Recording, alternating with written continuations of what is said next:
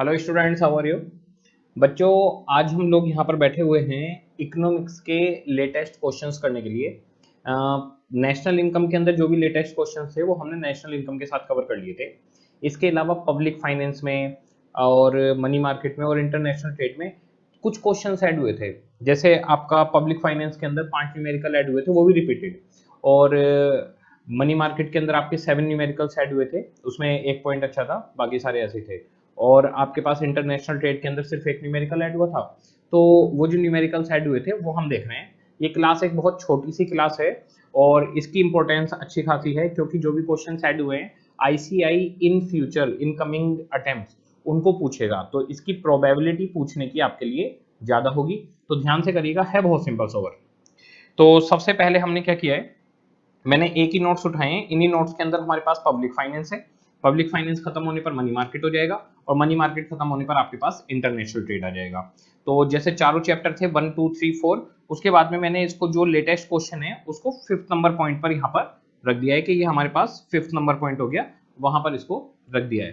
तो बहुत simple sober सा है, टोटल पेजेज इसके ज्यादा नहीं है और टोटल क्वेश्चन भी इसमें ज्यादा नहीं है। ओके, आईसीआई ने एक तो हमारे पास क्या किया, जैसे पब्लिक फाइनेंस है और मनी मार्केट है, तो वहां पर ये बता दिया कि गवर्नमेंट ने क्या क्या किया है। लाइक जैसे गवर्नमेंट ने गरीबों को फ्री में खाना बांटा था कोविड के टाइम पर, कोविड 19 को कंसिडर किया है। तो कोविड 19 के टाइम पे गरीबों को खाना फ्री बांटा और उनके अकाउंट में कैश ट्रांसफर किए थे। इंफ्रास्ट्रक्चर के ऊपर पैसा खर्च किया था जिससे लिक्विडिटी आ सके। जो हमारी मीडियम साइज फर्म्स थी, एमएसएमई थी, उनको लोन आसान कर दिया था। जो किसानों के लोन थे वो आसान कर दिए थे। जो इंटरेस्ट की कैलकुलेशंस थी उसको, पैनल इंटरेस्ट को हटा दिया था। जिसके भी ऊपर ईएमआई थी, तो ईएमआई कह दी थी कि 3 महीने तक ईएमआई अगर आप नहीं दोगे तो उसको आगे ले जा सकते हो और कोई पेनल्टी नहीं लगेगी। और 90 डेज तक अगर कोई पेमेंट नहीं करता तो वो एनपीए बन जाता है, नॉन परफॉर्मिंग एसेट। तो सेबी ने वो भी हटा दिया था कि नॉन परफॉर्मिंग एसेट नहीं मानेंगे। इसके अलावा GST, income tax return filing वगैरह की डेट आगे बढ़ गई थी। उनकी डिले पेमेंट जो होनी थी, डिले लेट फाइलिंग की जो चार्जेस थे, इंटरेस्ट चार्जेस या पैनल चार्जेस, वो हटा दिए थे या आपके रिड्यूस कर दिए थे। तो ये सारी चीजें बताइए कि कोविड 19 में क्या क्या हुआ था। इसके अंदर कंसेप्ट कुछ नहीं है, इसके अंदर सिर्फ एक प्रीफेस दे दिया कि भाई ऐसे ऐसे कोविड 19 में हमारे जो गवर्नमेंट थी उसके क्या क्या रेस्पॉन्स थे। तो पब्लिक फाइनेंस के अंदर कुछ बताया कि कोविड 19 में क्या रेस्पॉन्स थे। मनी मार्केट के अंदर बताया कि पब्लिक कोविड 19 में हमने क्या रेस्पॉन्स दिए। ये हमारे कंसेप्ट से रिलेटेड नहीं है, बस इकोनॉमिक्स के अंदर बताने के लिए कि गवर्नमेंट ने कोविड 19 में क्या क्या किया, कुछ लाइंस डाल दी हैं और इनकी इंपॉर्टेंस इतनी नहीं है। इसके बाद में जो न्यूमेरिकल्स स्टार्ट होंगे उनकी इंपॉर्टेंस है। बाकी हम लोग ये मानकर चल रहे हैं कि ये जो लाइंस दी हैं इनमें से कुछ पूछा जा सकता है, तो आपके लिए आईडिया के लिए बेहतर होगा। देखिए जरा देखते हैं एक बार। सबसे पहले पब्लिक फाइनेंस लेटेस्ट क्वेश्चन, सबसे पहले टॉपिक उठा रहे हैं public finance. Fiscal policy responses of government of India to COVID 19। COVID 19 पे गवर्नमेंट ऑफ इंडिया ने क्या क्या रेस्पॉन्स दिए। First, on March 26 2020 finance minister announce a stimulus package valued at approximately 0.8% of GDP. The significant component of the package include, तो 26 मार्च 2020 में finance minister साहब ने आपका एक पैकेज दिया, 0.8% ऑफ टोटल जीडीपी को ये रिप्रेजेंट कर रहा था। इसके अंदर मेनली क्या क्या इंक्लूड था वो बता रहे हैं। पहला पॉइंट, कैश ट्रांसफर दिए लोअर इनकम हाउस होल्ड को। ट्रांसफर इन काइंड दिया, जैसे कि खाने के लिए कुकिंग गैस वगैरह एटसेट्रा, ये चीजें दी। तो खाने के लिए खाना दिया, कुकिंग गैस दिया और आपका कैश ट्रांसफर किया लोअर सेगमेंट को। इसके बाद में इंश्योरेंस कवर दिया उन वर्कर को जो हेल्थ केयर सेक्टर में थे। तो जैसे डॉक्टर थे, नर्स थे, उनका इंश्योरेंस कवर गवर्नमेंट ने करवाया कि अगर आपको कुछ भी हो गया कोविड 19 में तो हमारी रेस्पॉन्सिबिलिटी है, हम इंश्योर करते हैं, आपके घर वालों को पैसा मिलेगा अगर भगवान न करे आपको कुछ भी हो गया तो। ओके, वेज सपोर्ट दिया low wage worker who continued working. तो जो लो वेज वर्कर बेचारे, ऐसा होता है कुछ लोग, उनका घर नहीं चल सकता बिना काम किए, और गवर्नमेंट कैश ट्रांसफर भी कर दे तो 1 महीना 2 महीने चल सकता है, उसके बाद नहीं, तो बोले हम तो काम करते रहेंगे। तो जो लोग काम कर रहे थे, लो वेज वर्कर थे, उनको वेज सपोर्ट दिया, यानी उनको अपनी तरफ से कैश ट्रांसफर या मिनिमम वेजेज बता दी कि भाई इतनी आपको मिलेगी मिलेगी। Fourth, support in form of easing the criteria for receiving benefit in the event of job loss. तो अगर आपका जॉब लॉस हो गया है, यानी आपको नौकरी से हटा दिया गया है या आपने नौकरी छोड़ दी है, तो अनएम्प्लॉयमेंट अनाउंसमेंट मिलता है। उसके लिए मनरेगा वगैरह कुछ कंसेप्ट हैं, कुछ स्कीम्स है गवर्नमेंट की, तो उनके लिए जो बेनिफिट मिलता है उसका क्राइटेरिया आसान कर दिया, यानी ज्यादा लोग उसका बेनिफिट ले पाएंगे।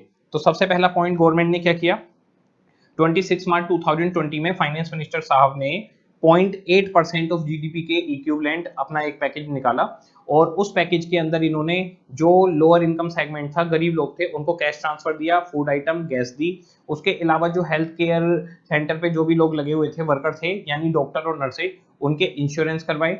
इसके बाद में गवर्नमेंट ने जो वर्कर कॉन्टिन्यूस बेसिस पर तब भी नौकरी करते रहे, उनको वेज सपोर्ट दिया। और इसके बाद में जो वर्कर अनएम्प्लॉयड हो गए, उनको अनएम्प्लॉयमेंट अलाउंस मिलने के लिए, उनके क्राइटेरिया, उनके बेनिफिट्स को पाने के लिए जो क्राइटेरिया थे वो आसान कर दिए। ठीक है, इसके बाद में second point, these measures are in addition to a previous commitment by prime minister amounting to an additional 150 billion rupees, about 0.1% of gdp, allocated to healthcare infrastructure, including for testing facility of covid-19, personal protective equipment, isolation bed, icu beds and ventilators। तो जो prime minister साहब ने पहले से commitment किए थे, उनके अलावा 150 billion rupees specifically 0.1% of GDP होता है ये, एलोकेट किए हेल्थ केयर इंफ्रास्ट्रक्चर को। तो हेल्थ इंफ्रास्ट्रक्चर के पास जो ये पैसा दिया गया, इसके अंदर क्या क्या इन्होंने अरेंजमेंट करे, आईसीयू बेड है, आइसोलेशन बेड है, इसके अलावा वेंटिलेटर्स का अरेंजमेंट करवाना है, कोविड की टेस्टिंग किट्स वगैरह मंगवानी है, और पर्सनल प्रोटेक्टिव इक्विपमेंट्स खरीदे। पर्सनल प्रोटेक्टिव इक्विपमेंट होते हैं जो डॉक्टर्स काम करने जाते हैं, तो उनकी पीपीई किट वगैरह जो होती है ना, उसके लिए बोला गया है पर्सनल प्रोटेक्टिव इक्विपमेंट। ये इस पर 150 बिलियन आपके रुपए खर्च हुए। Third, nearly all state government, तो पहले फाइनेंस मिनिस्टर साहब को बता दिया कि 0.8% जीडीपी दिया, उसके बाद में प्राइम मिनिस्टर साहब को बता दिया कि 1% जीडीपी दिया। उन्होंने जो जीडीपी दिया था वो 4 सेगमेंट के अंदर दिया था। लोअर सिस्टम को कैश ट्रांसफर और इनकाइंड फूड वगैरह दिया, इंश्योरेंस कवरेज करवाया, वेज सपोर्ट दिया, और क्राइटेरिया को आसान कर दिया जिनको अनएम्प्लॉयमेंट अलाउंस मिलना था। इसके बाद में प्राइम मिनिस्टर साहब ने हेल्थ इंफ्रास्ट्रक्चर के लिए 150 बिलियन एलोकेट कर दिए। अब स्टेट गवर्नमेंट आ गई। State government adopted measures to support the health and well-being of lower income household, including direct transfer in form of free food, free ration and cash transfer.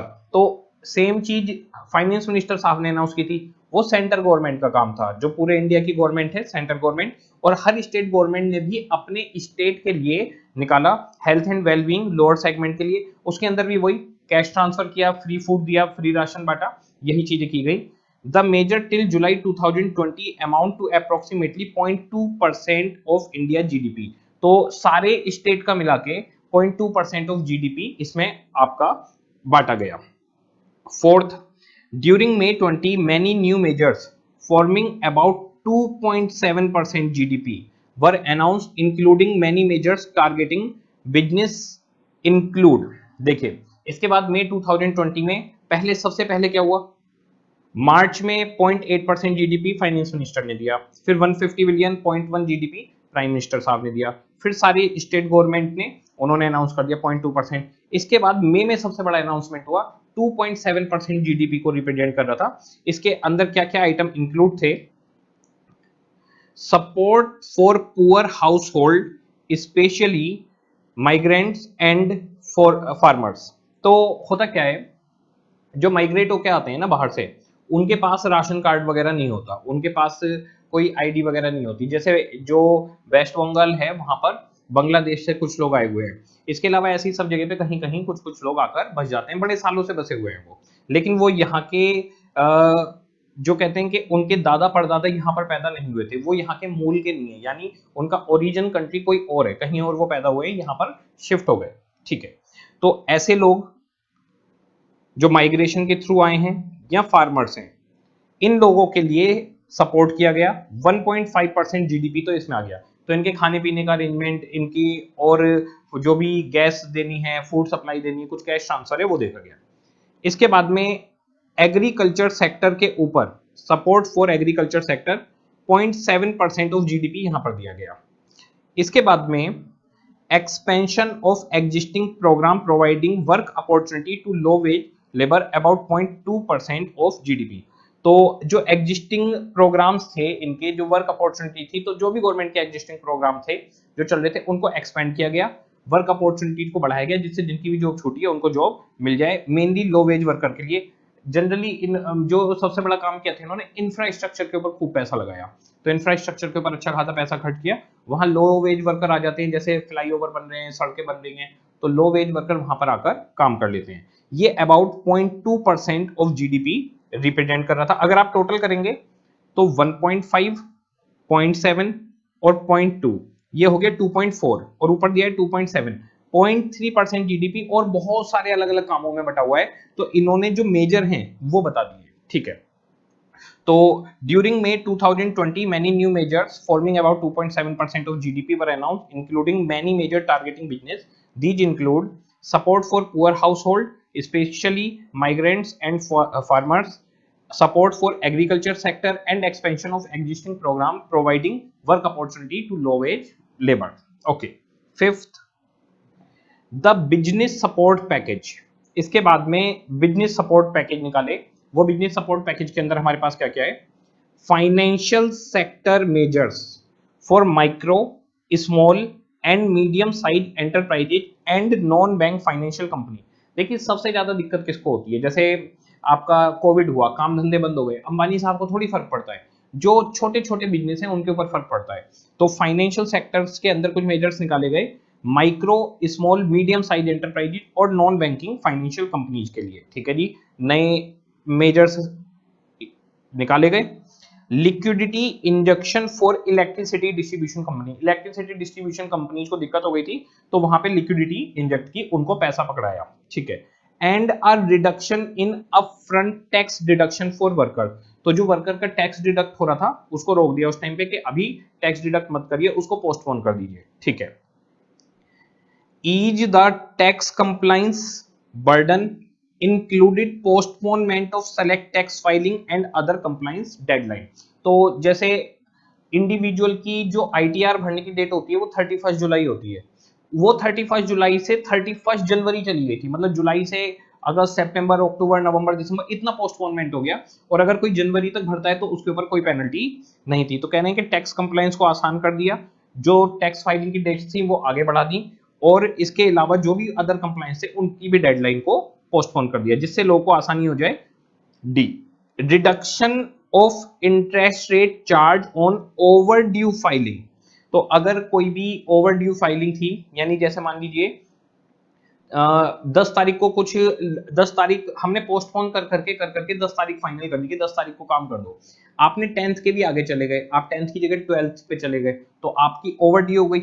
या मान लीजिए आपको जनवरी 31 तक return भरनी थी, आपने तब भी नहीं भरी, आप फरवरी या मार्च में भर रहे हैं, तो ओवर ड्यू हो गई आपकी रिटर्न। तो उसके ऊपर जो इंटरेस्ट चार्जेस थे, जो पैनल चार्जेस थे, उनका रेट रिड्यूस कर दिया, जिससे बर्डन कम पड़े।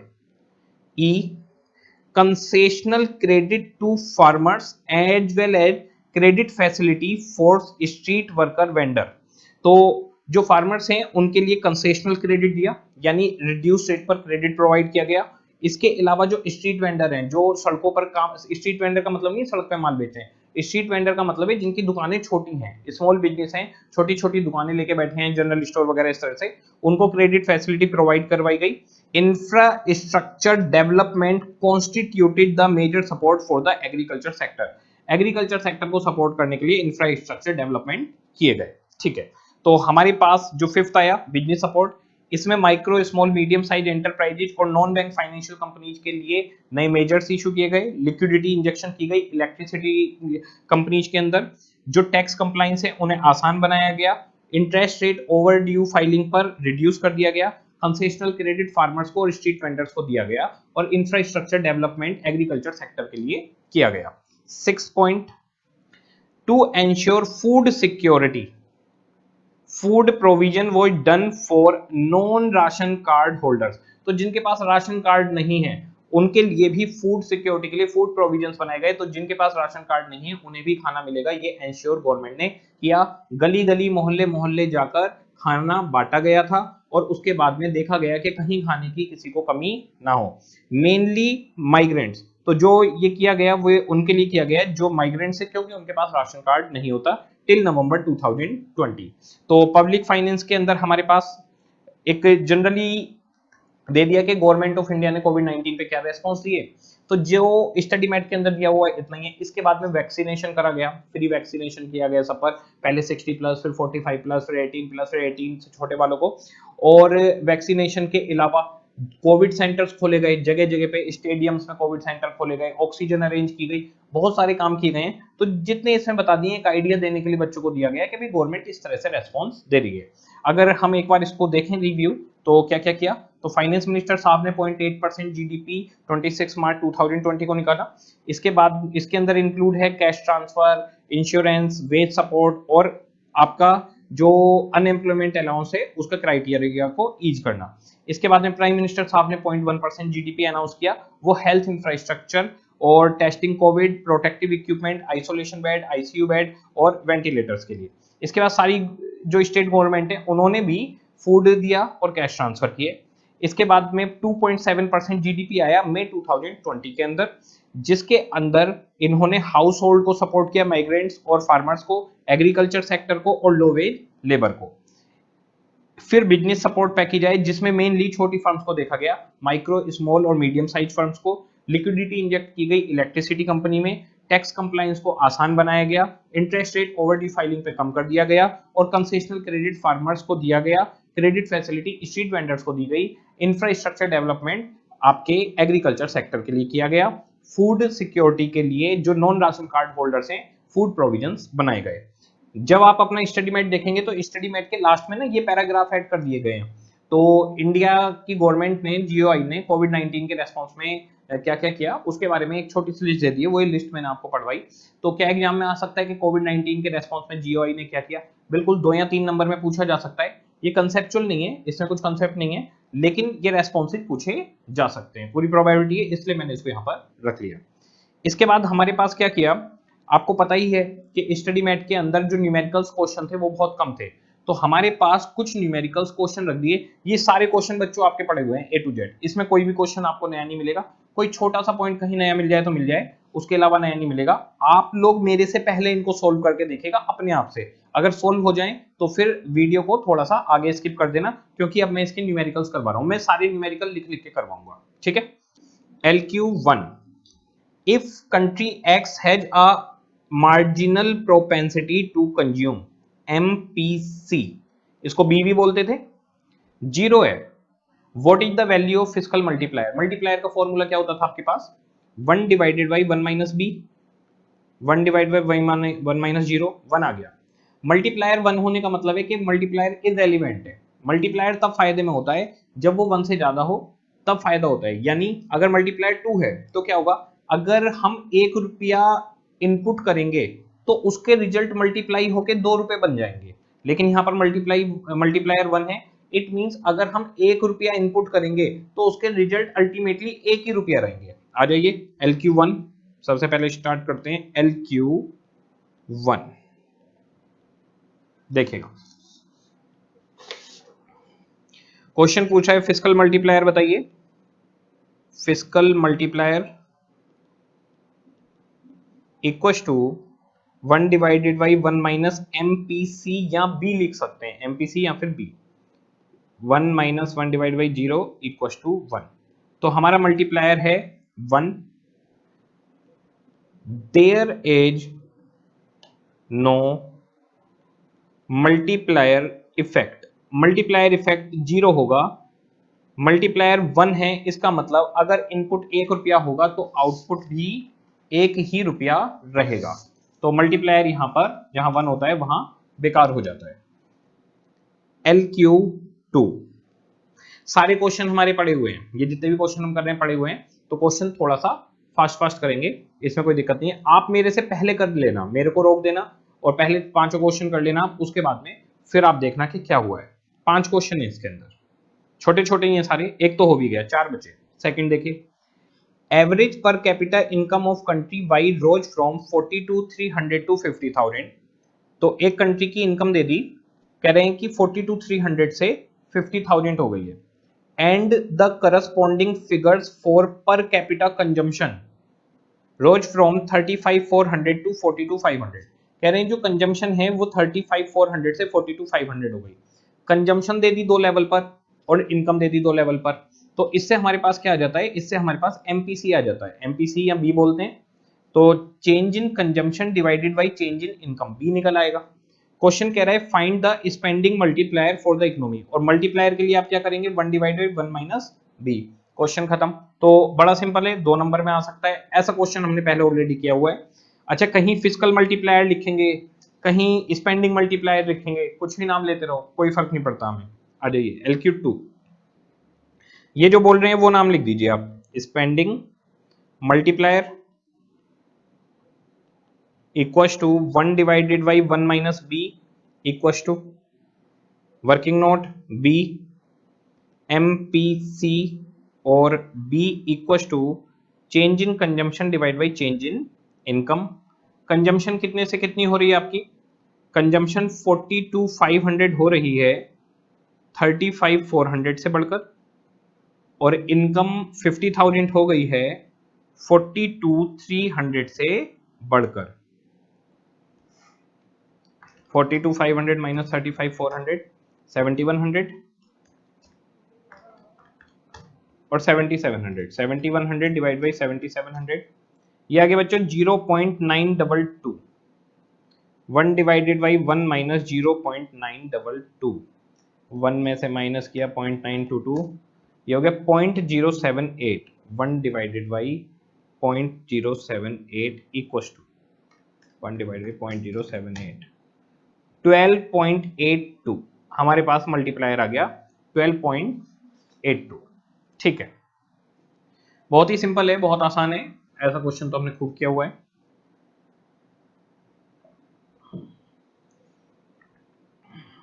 LQ3, तो आप देखेंगे कि सारे क्वेश्चन ऐसे आ रहे हैं, ये तो सर हमने खूब किए हुए हैं, पर देखो बच्चों ऐसा है, अगर स्टडी मैट के अंदर कोई भी क्वेश्चन किसी फिगर के साथ ऐड हुआ है, चाहे वो 2 नंबर का हुआ है या 3 नंबर का हुआ है 5 नंबर का हुआ है, डजेंट मैटर, हम तो करवाएंगे, हमारा काम है, कोई भी क्वेश्चन ऐड होगा तो हम उसको करवाएंगे ही करवाएंगे, चाहे ये सेम क्वेश्चन हमने पहले कर रखे हैं। और क्या फर्क पड़ता है, एक बार 4-5 क्वेश्चन कर लेंगे, सिर्फ 5 क्वेश्चन है इसमें। आ जाइए LQ3, assume that the MPC is equal to 0.6, चलो जी खुद ही बता दिया MPC। What is the value of government spending multiplier, अब कोई भी स्पेंडिंग मल्टीप्लायर बोलो आप, physical multiplier, government spending multiplier है, आंसर है कि 1 डिवाइडेड बाई 1 माइनस बी। आ जाओ, इसका पॉइंट नंबर 1 है ये, point number A, government spending multiplier, नाम बदल बदल के कुछ ही बोलते रहो आप, हमें कोई फर्क नहीं पड़ता, equal to 1 divide by 1 minus B equal to 1 divide by 1 minus 0.6, 1 divide by 0.4 हो गया ये 2.5। 3 पॉइंट है क्वेश्चन में, ए पॉइंट हमारा खत्म हो गया, छोटा बच्चा भी कर देगा ये तो। 2.5 हो गया हमारा मल्टीप्लायर। ठीक है, क्वेश्चन की सेकंड और थर्ड रिक्वायरमेंट आप समझने की कोशिश करो, आपको पता चल जाएगा क्या कह रहे हैं ये। कह रहे हैं what impact would a 50 billion increase in government spending have on equilibrium GDP. अगर गवर्नमेंट 50 बिलियन पैसा लगाए मार्केट के अंदर, तो जीडीपी पे क्या फर्क पड़ेगा, मल्टीप्लायर कितना है 2.5, तो अगर गवर्नमेंट ने 50 बिलियन पैसा इंक्रीज किया मार्केट में, तो जीडीपी 2.5 टाइम्स ऑफ 50 बिलियन बढ़ जाएगा। आ जाइए, impact on GDP, impact on GDP, कितनी आप स्पेंडिंग इंक्रीज कर रहे हो, स्पेंडिंग मल्टीप्लाई मल्टीप्लायर, तो 50 बिलियन आप इंक्रीज कर रहे हो, मल्टीप्लायर है 2.5, 50 इंटू 2.5 125 बिलियन, आपका जीडीपी 125 बिलियन से इंक्रीज हो जाएगा। अच्छा, पॉजिटिव लिखा है तो फिर आपका इफेक्ट पॉजिटिव है, सी पॉइंट, सी पॉइंट आप लोगों को निकालना है, कॉपी पेस्ट पॉइंट है सी। कह रहे हैं what about 50 billion decrease in government spending, अगर 50 बिलियन कम कर दें, डिक्रीज कर दें, तो क्या होगा, सेम वही अब माइनस में हो जाएगा। Impact on GDP equals to decrease in spending multiply by multiplier 50 billion अब नेगेटिव आएंगे, मल्टीप्लायर है 2.5, नेगेटिव 125 बिलियन। तो आपका जीडीपी 125 बिलियन रिड्यूस हो जाएगा। 3 क्वेश्चन कर चुके हैं, सिर्फ 2 क्वेश्चन हमारे पास बचे हैं। बहुत ही ज्यादा आसान है ये, बहुत ही सिंपल, बहुत सिंपल। तो मैं आपको बता दूं, पब्लिक फाइनेंस में, मनी मार्केट में या इंटरनेशनल ट्रेड में कोई खास चेंज नहीं आया। एक एक दो क्वेश्चन बढ़ा दिए, क्योंकि स्टडी मैथ में न्यूमेरिकल्स कम नजर आ रहे थे तो उन्हें बढ़ा दिया। बढ़ाने के लिए नए क्वेश्चन डेवलप करने की जगह पुराने ही क्वेश्चंस को रिपीट करके डाल दिया, तो कोई दिक्कत नहीं है, करिए रिपीट।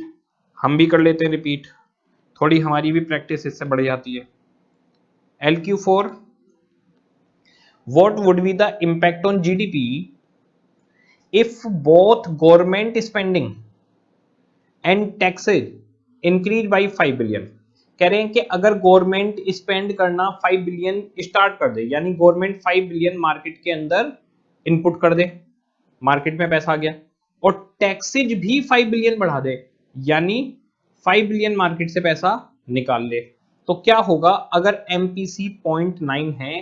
तो बहुत ही अच्छा क्वेश्चन है ये। क्वेश्चन बच्चों नया क्वेश्चन है, ये नया क्वेश्चन है, बहुत अच्छा क्वेश्चन है। इस तरीके का क्वेश्चन पहले नहीं था, ये एग्जाम में आ सकता है, पूरी पूरी प्रोबेबिलिटी है। बाकी पीछे वाले तो सारे कॉपी पेस्ट थे, ऐसे करे हुए थे हमने। अब जरा देखिए, इसके अंदर हमारे पास सबसे पहले हम गवर्नमेंट की स्पेंडिंग से क्या जीडीपी पे इफेक्ट पड़ेगा, फिर टैक्स इंक्रीज होने से क्या पड़ेगा, दोनों पॉइंट निकालते हैं, फिर सेट ऑफ करेंगे किस तरीके से आएगा। देखिए, change in GDP due to increase in government spending, पहले हम इसे निकाल रहे हैं, ठीक है। पॉइंट नंबर ए ले लेता हूं मैं इसको। Change in GDP equals to increase in spending multiply by spending multiplier, या मल्टीप्लायर लिख लीजिए, इक्वल्स टू 55 बिलियन। 5 बिलियन पैसा बढ़ा रहे हैं ये, मल्टीप्लाई बाई, यहां पर लिखेंगे, यहां पर आंसर आ जाएगा। अब मुझे चाहिए spending multiplier, spending multiplier equals to 1 divided by 1 minus B, 1 divide by 1 minus 0.9, ये हो गया 1.1, 10 टाइम्स हो गया, 10 10, तो 50 बिलियन जीडीपी पॉजिटिव हो जाएगा। आपका जो जीडीपी है वो 50 बिलियन पॉजिटिव हो जाएगा, बी। अब टैक्स बढ़ने से क्या होगा वो देखते हैं। Change in GDP due to increase in tax, इसके लिए change in GDP equals to increase in tax multiply by tax multiplier. Tax multiplier आप लोगों ने पहले नहीं पढ़ा हुआ, tax multiplier. Increase in tax कितना है, 5 बिलियन। जो टैक्स मल्टीप्लायर होते हैं वो नेगेटिव होते हैं, क्योंकि वो इफेक्ट नेगेटिव डालेंगे। अगर आप टैक्स बढ़ाओगे तो नेशनल इनकम या जीडीपी कम होगा। देखो, स्पेंडिंग मल्टीप्लायर क्या करता है, गवर्नमेंट ने पैसा डाला, वो उस पैसे को मल्टीप्लाई करके इतनी नेशनल इनकम बढ़ा देता है। तो यहां गवर्नमेंट ने 5 बिलियन पैसा डाला, मार्केट के अंदर 5 बिलियन पैसा इनपुट के इंजेक्ट कर दिया, और नेशनल इनकम या जीडीपी 50 बिलियन बढ़ गया, 10 गुना मल्टीप्लाई हो गया। अब गवर्नमेंट जब टैक्स लगाएगी जनता के ऊपर, उनसे पैसा खींचेगी, तो फिर क्या होगा, लीकेज होगी। तो मल्टीप्लायर क्या करेगा, उस लीकेज को बढ़ाकर खूब बढ़ा देगा और नेशनल इनकम कम हो जाएगी। तो जो टैक्स मल्टीप्लायर होता है वो नेगेटिव होता है, वो नेशनल इनकम को कम करता है, और स्पेंडिंग मल्टीप्लायर बढ़ाता है। अब हमें चाहिए टैक्स मल्टीप्लायर। टैक्स मल्टीप्लायर का फॉर्मूला होता है माइनस का B divided by 1 minus B. आपके पास जो स्पेंडिंग मल्टीप्लायर होता है वो होता है 1 डिवाइडेड बाई 1 माइनस बी, और टैक्स मल्टीप्लायर में minus B divide by 1 minus B. तो नेगेटिव होता है इसीलिए माइनस बी ऊपर आ गया। यहां पर आपके पास आ गया 0.9 डिवाइड बाई 1 माइनस 0.9, और ये हो गया बच्चों 0.1, 9 टाइम्स -9। तो मल्टीप्लायर आ गया हमारे पास -9। तो आप अगर एक भी रुपया टैक्स लगाएंगे तो नेशनल इनकम 9 रुपए कम हो जाएगी। 1 rupee tax imposition will effect on national income by decreasing ₹9। तो 9 रुपए का इफेक्ट उसके ऊपर मार्केट पर पड़ेगा। और अगर 1 रुपया आप मार्केट में स्पेंड करना चालू करते हैं तो 10 रुपीज का जीडीपी आपका इंक्रीज हो जाएगा। ओके, तो ये हो गया 45 नेगेटिव बिलियन। ठीक है, ये आ गया हमारे पास। ओके, अब टोटल इफेक्ट क्या पड़ा? क्वेश्चन ने कहा था what would be the effect, what would be the effect impact on GDP if both government spending and taxes are increased by 5 billion। तो अगर ऐसा होगा तो क्या करेंगे अब बताइए। नेट इफेक्ट या net result, net effect on GDP equal two plus का 50 बिलियन, गवर्नमेंट की स्पेंडिंग की वजह से 50 बिलियन आपका बढ़ गया, और टैक्स की वजह से 45 बिलियन रिड्यूस हो गया। Net effect 5 billion positive. ये है हमारा फाइनल आंसर। आप लिख सकते हैं increase in GDP by 5 billion. तो ये हमारे पास नया क्वेश्चन था।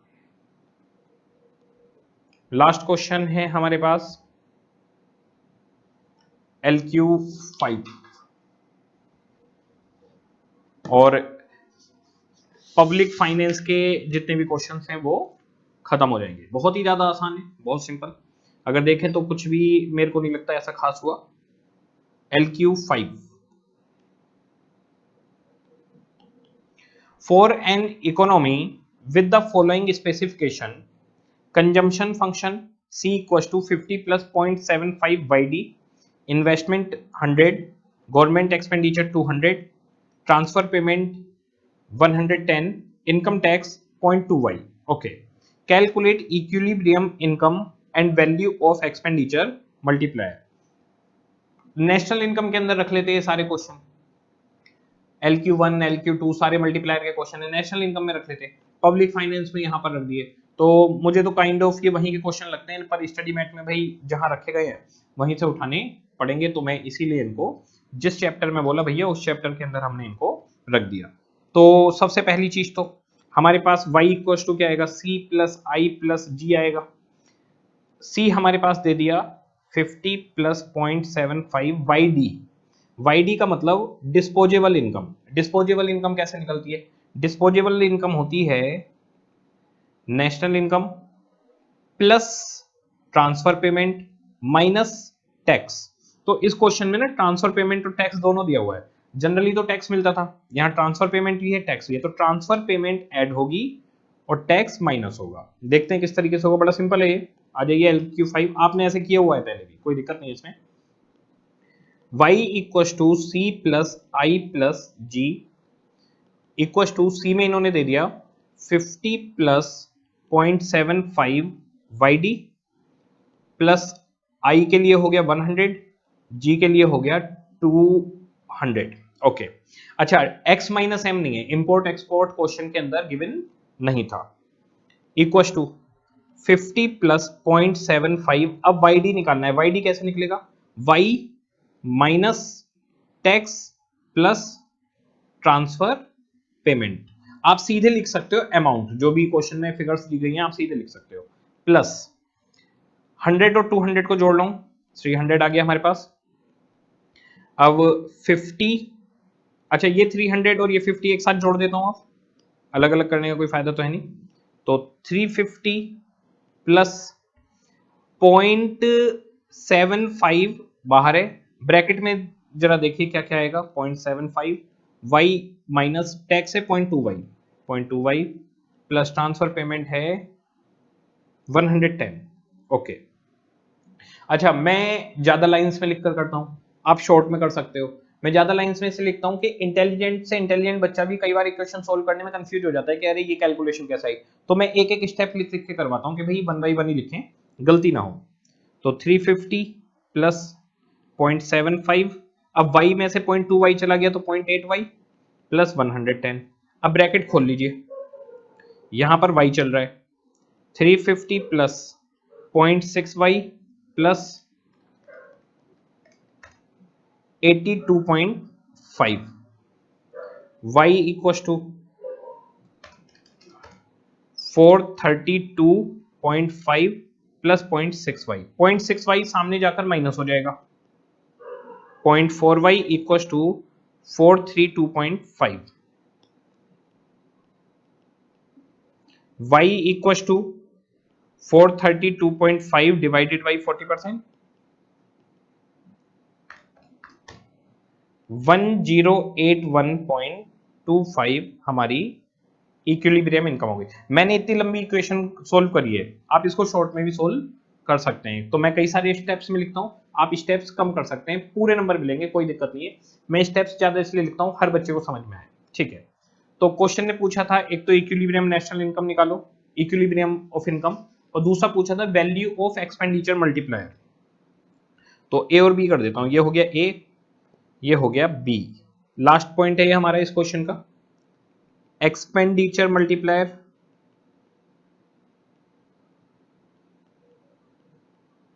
Expenditure multiplier equal to 1 divide by 1 minus B.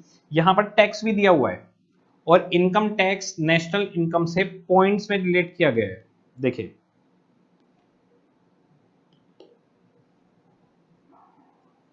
ये देखिएगा 0.2y है टैक्स। तो अगर टैक्स परसेंटेज में लिंक होता है इनकम से, तो मल्टीप्लायर का formula 1 minus B, 1 minus tax और उसके साथ में जुड़ेगा। अच्छा, दूसरी चीज, अगर टैक्स यहां पर 20 लिखा होता तो नहीं आता।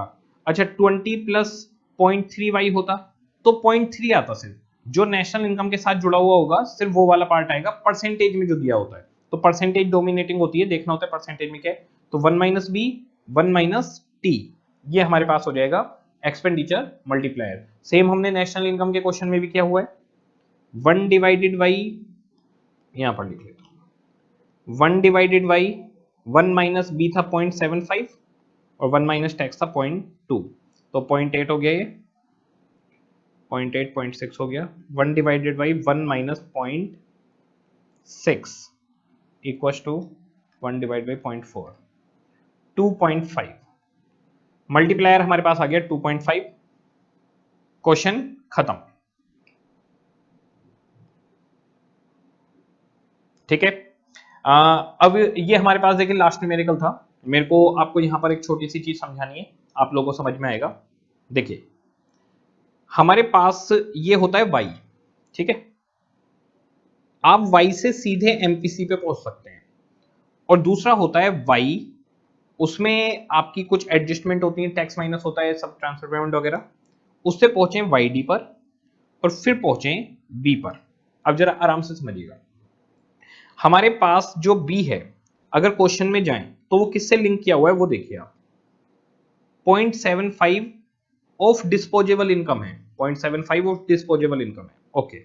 अब जरा देखिए, अगर आपकी इनकम है 1, ठीक है, तो डिस्पोजेबल इनकम आपकी 20% टैक्स जा रहा है, 0.2 टैक्स है आपका, 0.2y वो टैक्स है आपका, तो आपका वाईडी कितना हुआ, यहां पर 0.2 माइनस हो गया टैक्स का, आपके पास कितना पहुंचा 0.80।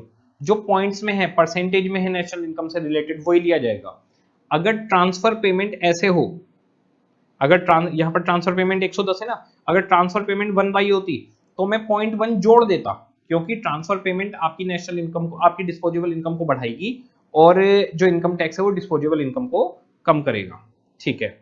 तो यहां पर हमारे पास 1 रुपी का अगर वाई है तो 0.2 का टैक्स चला गया, 0.8 बचा, और डिस्पोजेबल इनकम 0.8 है। अब बी क्या कह रहे हैं, बी कह रहे हैं 0.75 ऑफ वाईडी, 0.75 ऑफ 80, ये कितना आ गया अब बी हमारे पास, बी इक्व टू 0.6 आ गया। आप देखिए 0.75 ऑफ 0.8 0.6 आ गया भी हमारे पास। तो अब यहाँ पर भी हम 1 डिवाइड बाई 1 माइनस 0.6 पर पहुंच गए। पहुंचने का तरीका हमने क्या रखा, 0.75 और उसमें से पहले 1 में से टैक्स माइनस करो, तो ये हो गया 1 में से टैक्स माइनस किया 1 माइनस 0.2 बचा 0.8। 0.8 जो हमारी इनकम है वो डिस्पोजेबल इनकम है, उसका 75% हम खर्च करेंगे, तो यानी इसके लिए 0.6 के बराबर है, तो आपके पास 1 माइनस 0.6 आ जाता है। तो इस तरीके से हम चलते हैं। अब आप y से सीधे इस पे पहुंचना चाहते हैं, तो इसके लिए सीधा है कि ये 0.75 है, किसका, 0.8 का, तो 0.6 ही आएगा।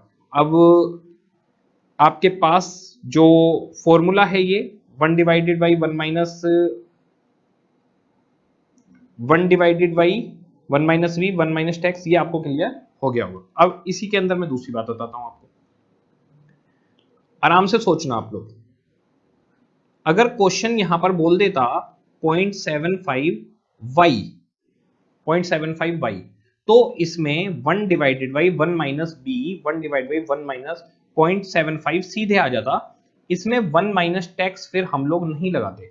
रीजन, 0.75 सीधे किससे लिंक कर दिया गया है, 0.75 सीधे y से लिंक कर दिया गया है। तो ये इसके अंदर कंसेप्ट है। अगर y d से लिंक करेगा तो पहले टैक्स को एडजस्ट करना पड़ेगा, y d से लिंक नहीं करेगा तो फिर टैक्स की कोई जरूरत नहीं है।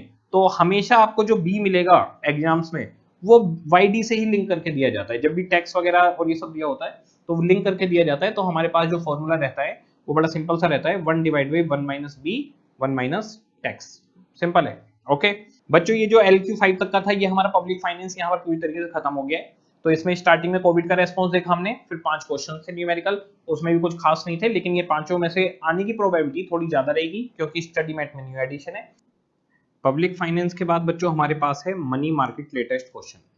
मनी मार्केट लेटेस्ट क्वेश्चन के अंदर हमें क्या मिलेगा, पहले वही कोविड के बारे में थोड़ा सा जो मॉनेटरी पॉलिसी वगैरह बनी है वो बताएंगे, और उसके बाद में कुछ न्यूमेरिकल्स M1 M2 वो ऐड ऑन हुए हैं वो हम लोग देखेंगे। तो टोटल 7 न्यूमेरिकल्स इसके अंदर ऐड हुए हैं, छोटे छोटे से, वो सारे ही न्यूमेरिकल्स आपके देखे हुए हैं। बस एक EC और R से रिलेटेड हमारे पास एक थ्योरी थी, तो उसका एक न्यूमेरिकल बड़ा है जो नया है। थ्योरी थी लेकिन न्यूमेरिकल नहीं था, फॉर्मूले वगैरह हमने पढ़े हुए हैं। इसके अलावा एक थ्योरी, तो शुरू में तो एक वो बता देंगे कि भाई कोविड पैंडेमिक के अंदर हमारी क्या मॉनेटरी पॉलिसी रही है उसके बारे में, और इसके बाद में हमारे लेटेस्ट क्वेश्चंस की प्रॉब्लम स्टार्ट हो जाएंगी।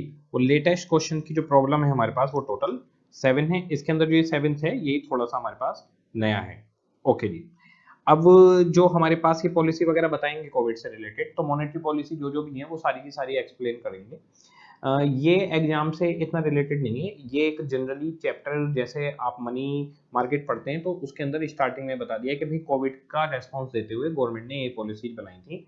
ये हमारे कंसेप्ट से रिलेटेड नहीं है, लेकिन एक बार हम इनकी रीडिंग करके छोड़ देंगे, और जो लेटेस्ट क्वेश्चन है वो हम लिख लिख के करेंगे, वो इंपॉर्टेंट है, वो हमें जरूर जरूर करने हैं जी। देखिएगा, following are the major initiative by RBI till June 30 2020, किस बात के लिए जी, monetary and macro financial policy during Covid pandemic. तो क्या क्या किया था देखते हैं। Reduction in the repo and reverse repo rate by 115 and 155 basic point to 4.0 and 3.35। तो हमारे जो रेपो रिवर्स रेपो रेट है वो 115 एंड 155 बेसिक पॉइंट से रिड्यूस कर दिया। And announce liquidity measure across 3 measure comprising long term repo operation start हुए, cash reserve ratio के 100 बेसिक पॉइंट रिड्यूस कर दिए, CRR कम कर दिया, MSF फैसिलिटी को SLR के 3% तक पहुंचा दिया टिल सितंबर एंड। तो रेपो रिवर्स रेपो के रेट गिरा दिए। इसके अलावा लिक्विडिटी मेजर्स में जो चेंज किया, long term repo operation start हो गए, CRR का जो रेट है वो कम कर दिया, MSF फैसिलिटी इंक्रीज कर दी कि SLR के 3% तक आप जा सकते हैं। Second, relief to both borrowers and lender extend through end August, SEBI temporarily relaxed the norms related to debt default on rated instrument and reduce the required average market capitalization of public shareholding and minimum period of listing। तो सेबी ने थोड़ा relaxation किया, जो public share holder holding की minimum period थी कि भाई इतने टाइम में लिस्टिंग होनी चाहिए, उस टाइम को रिलैक्स कर दिया कि कोई बात नहीं, बाद में भी कर लेना, क्योंकि कोविड के टाइम पर लिस्टिंग वगैरह नहीं हो पा रही थी, लोग शेयर्स को इतना रेस्पॉन्स नहीं दे पा रहे थे, पैसे नहीं थे लोगों के पास। और जो लेंडर्स और बोअर्स हैं उनकी जो पॉलिसी थी उनको रिलैक्स कर दिया, डेट डिफॉल्ट को एग्जाम कर दिया कि कोई बात नहीं, अगर डिफॉल्ट हुआ है तो थोड़े दिन बाद आप पैसा दे सकते हो। Facility to help with state government short term liquidity needs and relaxed export repatriation limits. तो एक्सपोर्ट जो लिमिट्स थी उनको रिलैक्स कर दिया, शॉर्ट टर्म लिक्विडिटी नीड्स के लिए गवर्नमेंट को, स्टेट गवर्नमेंट को हेल्प कर दिया। Introduced regulatory easing measure to promote credit flow to the retail sector and micro small and medium enterprise. तो जो एमएसएमई थे, रिटेल सेक्टर था, माइक्रो था, स्मॉल था, इन सारे सेक्टर्स को क्रेडिट फ्लो के लिए फैसिलिटी अलाउ की, इनके लिए ईज ऑफ बिजनेस निकाल दिया। जो रेगुलेटरी रूल्स रेगुलेशन थे उनके अंदर आसानी कर दी। अब आपको जो डॉक्यूमेंटेशन है, आपको जो प्रॉपर्टी दिखानी है या आपको जो बिजनेस दिखाना है, उसके अंदर आसानी कर दी। लोन के लिए भी ये कर दिया था कि विद इन 15 डेज लोन दे दो, कोई भी लोन मांगने आता है लोन दे दो, पेपर्स अगर पूरे हैं दे दो, उसको रोको मत। Provided regulatory forbearance on asset classification of loan to MSME and real estate developers। तो रियल एस्टेट डेवलपर्स और एमएसएमई के लिए जो लोन अप्लाई करने वाले थे उनके एसेट क्लासिफिकेशन में रिलैक्सेशन दे दिया।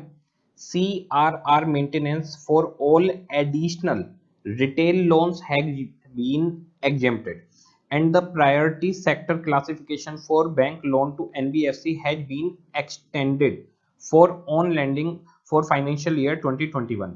तो जो भी एडिशनल सीआरआर बनाना था उसको कह दिया कि एग्जाम्प्ट नहीं बनाने की जरूरत, प्लस जो लोन देना है एनबीएफसी को उसको एक्सटेंड कर दिया कि आप तब तक लोन दे सकते हैं। During April 17 to 20 the RBI along with additional monetary easing announced. कुछ मॉनेटरी ईजिंग की है, क्या क्या किया था? TLTRO 2.0 fund to be invested in investment grade bonds, commercial paper, non convertible debenture of NBFC। तो NBFC के जो बॉन्ड्स थे उनमें इन्वेस्ट कर सकते हो, कॉमर्शियल पेपर इशू कर सकते हैं, non convertible debenture NBFC issue कर सकते थे इस समय पे। Special refinance facility for rural bank, housing finance company, small and medium size enterprise. तो रीफाइनेंस फैसिलिटी को स्टार्ट कर दिया। A temporary reduction of LCR and restriction on bank for making dividend payout. Stand still on asset classification during the 3-month loan moratorium period with 10% provisioning requirement and an extension of the time period for resolution timeline of large account under default by 90 days। तो 90 days के default के अंदर NPO हो जाता है, तो उसको extend कर दिया डिफॉल्ट को। और जो लोन का मॉरेटोरियम पीरियड था उसको इंक्रीज कर दिया कि भी 3 महीने तक अगर आप ईएमआई नहीं पे करते तो आप डिफॉल्टर नहीं माने जाएंगे। State ways and means advance WMA limit has been increase by 60%। तो WMA लिमिट जो स्टेट्स की थी उसको 60% तक इंक्रीज कर दिया। और जो सेंट्रल गवर्नमेंट थी, WMA for the remaining part of first half of the financial year 2021 had revised up to 2.0 trillion. Central government का रिवाइज करके 2.0 ट्रिलियन कर दिया। Financial institution required to access the impact on their asset quality, liquidity and other parameter from कोविड-19 shock and take immediate contingency measure. Financial institution को कह दिया कि भाई आपके ऊपर क्या इम्पैक्ट पड़ा है क्वालिटी पे, लिक्विडिटी पर, अदर पैरामीटर कोविड-19 की वजह से, और उनके लिए आप आगे के लिए कंटिंजेंसी रिजर्व वगैरह बनाइए, प्रोविजंस बनाकर चलिए। Special liquidity facility for mutual funds, mutual fund के लिए स्पेशल लिक्विडिटी फैसिलिटी निकाल दी। 90 डेज का fixed rate repo operation bank exclusively for meeting the liquidity requirement of mutual fund. Mutual fund से जो भी लिक्विडिटी आपको क्रिएट करनी है उसके लिए 90 डेज का फिक्स रेपो रेट दे दिया। along with regulatory easing for liquidity support availed under the facility extended to bank own deployed resources and SEBI reduced broker turnover fees and filing fees on offer document, public issue, right issue, buyback of share। तो जितने भी ये काम होते हैं, share issue करना, buyback करना, mutual fund issue करना, इनके लिए जो भी फीस सेबी लेता है उसको उसने रिड्यूस कर दिया। Measures targeting business, a collateral free lending program with 100% guarantee. तो जो बिजनेस है उनके लिए निकाला कि आपको कोलेट्रल फ्री लैंडिंग मिलेगी, यानी कोई सिक्योरिटी नहीं देनी, अनसिक्योर्ड लोन हो गया और इसकी 100% गारंटी गवर्नमेंट ने उठाई। Subordinate debt for stress MSME with partial guarantee, MSME की जो भी सबऑर्डिनेटेड डेट थे उसके लिए पार्शियल गारंटी उठा ली। Partial credit guarantee scheme for public sector bank on borrowing of non-bank financial companies, housing finance companies, and micro financial institution. The government also announced a fund for equity infusion in MSME and special purpose vehicle to purchase short-term debt eligible non-bank financial company and housing finance companies fully guaranteed by government and managed by a public sector bank। तो mainly जो इन्होंने निकाला business को target करने के लिए, कोई भी लोन आप ले रहे हैं उसकी 100% गारंटी या पार्शियल गारंटी गवर्नमेंट ने उठा ली, कोई सिक्योरिटी देने की जरूरत नहीं थी, अनसिक्योर्ड लोन अलाउ कर दिए। स्पेशल पर्पज व्हीकल निकाल दिए जिससे वो लोन को कन्वर्ट कर दे और आगे सिक्योरिटी की तरह से इशू कर दे। Further regulatory easing including the increase in large exposure limit, relaxation of some of the norms of state government financing, credit support of the exporter and importer, and extension the tenure of the small business refinancing facility। तो जो भी exporter importer थे उनको credit support देना, state government को finance करना, और जो भी स्मॉल बिजनेस है उनको रीफाइनेंस फैसिलिटी दी गई। extended the benefit under interest subvention and prompt repayment incentive scheme for short term agriculture loan until August 31st 2020। अगर जो भी आप लोन लेते हो तो रूरल एरिया में जो एग्रीकल्चर के लिए लोन लिए जाते हैं उसको टाइमली पे करते हो तो इंटरेस्ट वेव ऑफ हो जाता है। तो अगर कोविड के पीरियड में आपने लोन रीपेमेंट नहीं कर पाए टाइमली तो भी आपका इंटरेस्ट वेव ऑफ होगा। GST Council announced that it would hold the interest rate charge on overdue filing of small business। तो स्मॉल बिजनेस अगर फाइलिंग नहीं कर पाए, ओवरड्यू हो गया, तो इंटरेस्ट जो चार्ज लगने थे वो वेव ऑफ हो गए। Directed bank to assignment 0% risk weight on the credit facility extended under the emergency credit line guarantee scheme। तो 0% रिस्क वेट कर दिया बैंकों के लिए कि आपको कोई रिस्क नहीं होगा, गवर्नमेंट ने उसकी गारंटी उठा ली अगर इमरजेंसी केस में आप कुछ भी लोन वगैरह देते हैं तो। On exchange rate and balance of payment, a second FX swap, $2 billion 6-month auction based in addition the previous one with equal volume and tenor। तो गवर्नमेंट ने सेकंड FX swap निकाला जिसके अंदर $2 बिलियन का सपोर्ट किया 6 month के auction basis पर, जो प्रीवियस चल रहे थे उनके अलावा। Limit for FPI investment in corporate bond has been increase. तो पहले जितनी भी लिमिट थी उसको बढ़ाकर 15% पे पहुंचा दिया आउटस्टैंडिंग स्टॉक के लिए। Restriction on NRI in specified security issued by central government has been removed. तो सेंट्रल गवर्नमेंट की कुछ सिक्योरिटी पर NRI को रिस्ट्रिक्शन थी, अब वो हटा दी गई कि आप खरीद सकते हो क्योंकि पैसा चाहिए था। तो FPI आ जाओ पैसा ले आओ, जो FX स्वैप है पैसा ले आओ, इसके बाद NRI है ले आओ पैसा ले आओ। Foreign direct investment FDI policy has been adjusted requiring that an entity of a country that shares a land border with India can invest only after receiving the government approval। तो जो हमारे अड़ोस पड़ोस में बॉर्डर से connected लोग थे, basically China के लिए था, वो गवर्नमेंट अप्रूवल के बाद ही FDI इन्वेस्टमेंट कर सकते थे। हो क्या रहा था उस टाइम पर, हमारे जो इंडियन शेयर मार्केट था वो डूब रहा था। तो चाइना की जो सबसे ज्यादा फेमस कंपनी है अलीबाबा, वो हमारे यहाँ पे इन्वेस्टमेंट कर रही थी। तो वो कह रहा था हमारे शेयर का प्राइस गिरा हुआ है, वो हमारे यहाँ पे इन्वेस्टमेंट करके उन कंपनीज को खरीद रहे थे। जब बाद में रेट बढ़ेगा तो सारा का सारा फायदा उन्हें मिल जाता। तो जो लैंड बॉर्डर से कनेक्टेड है उनके लिए कुछ रिस्ट्रिक्शन लगा दी कि अप्रूवल के बाद आप पैसा लगा पाएंगे, और बाकी सबके लिए खोल दिया कि NRI है पैसा लगाओ, FPI है पैसा लगाओ। इस तरीके से पूरा प्रोग्राम चला।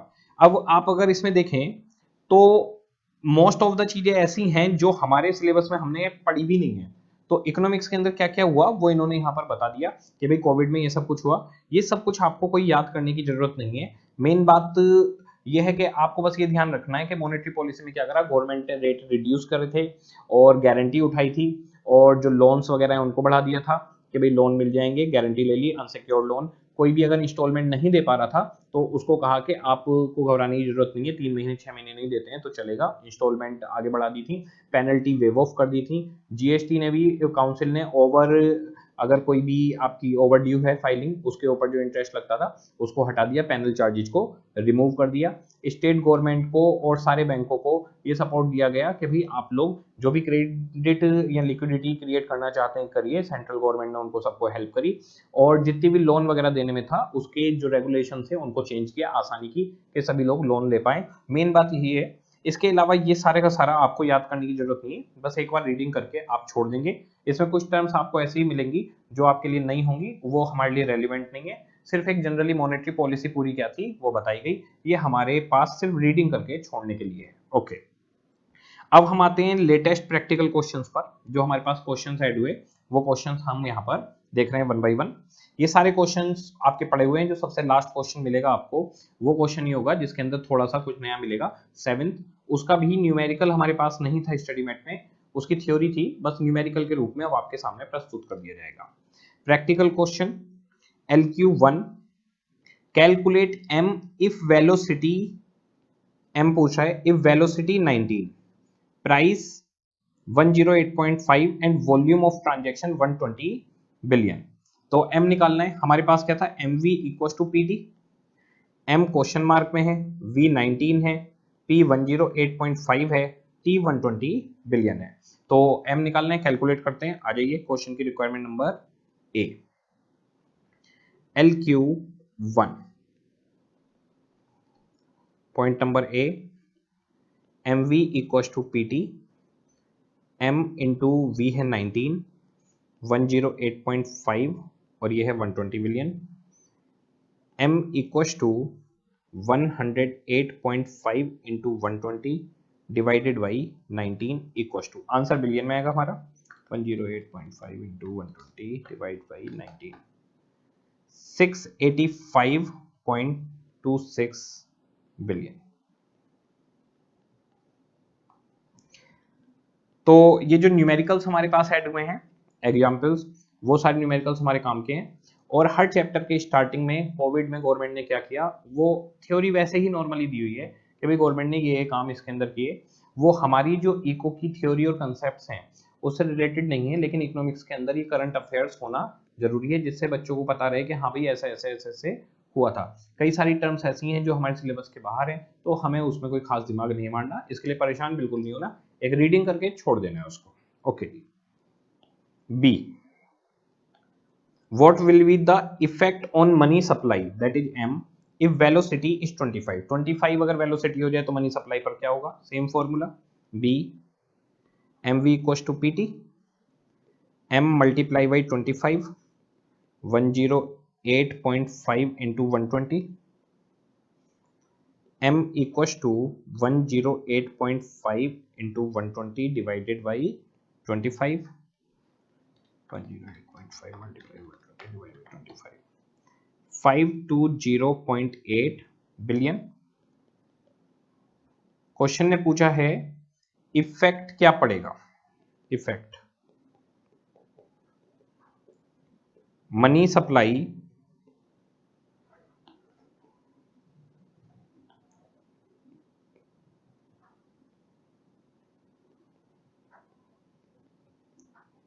will decrease by 685.26, 164.46 billion,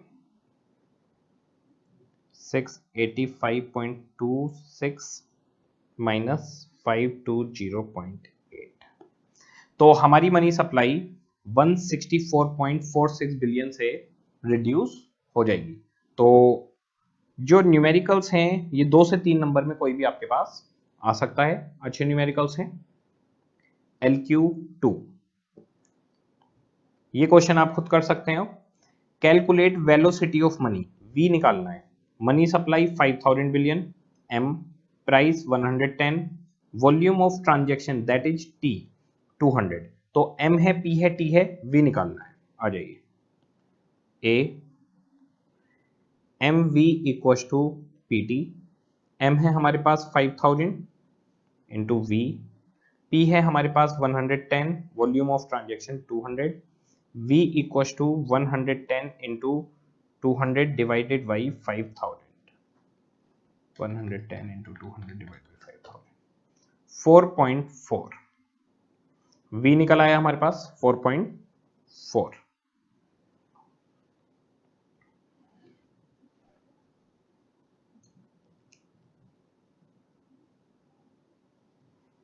B,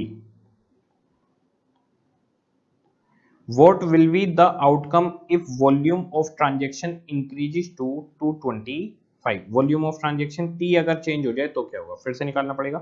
और यहां पर इफेक्ट नहीं पूछा, what will be the outcome यानी फिर हमारा आंसर क्या होगा। Okay, mv equal to pt, ये 5000 है, v निकालना था, प्राइस 110 है और ये हो गया 225।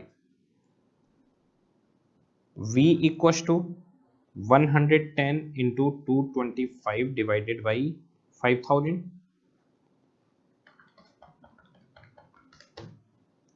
4.95। तो अगर आप देखें जो न्यूमेरिकल वाला पोर्शन है वो बहुत ही ज़्यादा आसान दिया हुआ है, बहुत ही सिंपल है, इसमें कुछ ऐसा खास कैलकुलेटिव नहीं है। बस ये है कि क्वेश्चंस हमारे पास थोड़े से बढ़ गए, ये हमारे लिए अच्छी बात हुई, ये अच्छी बात हुई, क्वेश्चंस की कमी नहीं होनी चाहिए।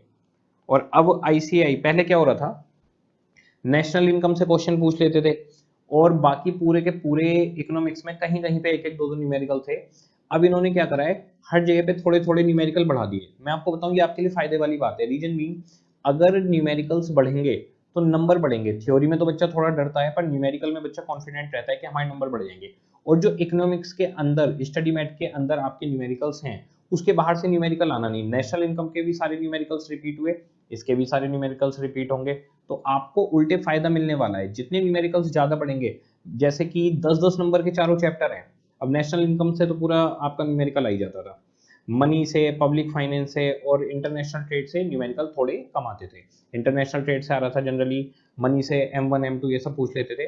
अब इसके अंदर और स्कोप बढ़ गया कि न्यूमेरिकल्स और ज्यादा क्या आ सकते हैं। तो मैं तो कहता हूँ 20 नंबर के न्यूमेरिकल आ जाए, 60 नंबर एफएम के हो गए, 20 नंबर इकोनॉमिक्स के हो गए, 20 नंबर की थ्योरी बची, लो जी 100 नंबर का काम आपका हो गया। थ्योरी में 1-2 नंबर काट लेंगे तो काट लेंगे, 98 95 तक पहुंच जाएंगे।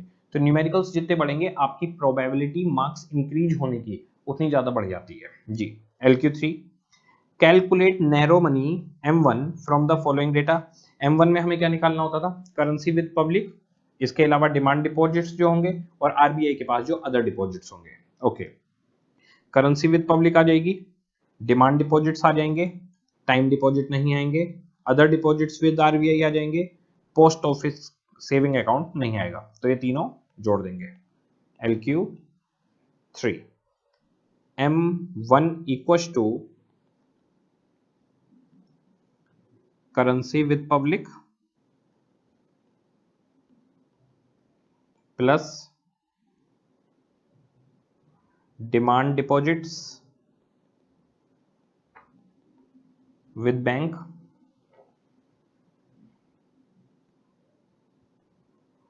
Plus other deposits with RBI.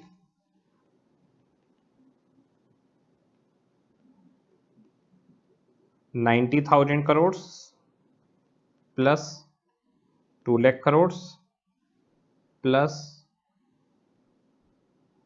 2,80,000 crore.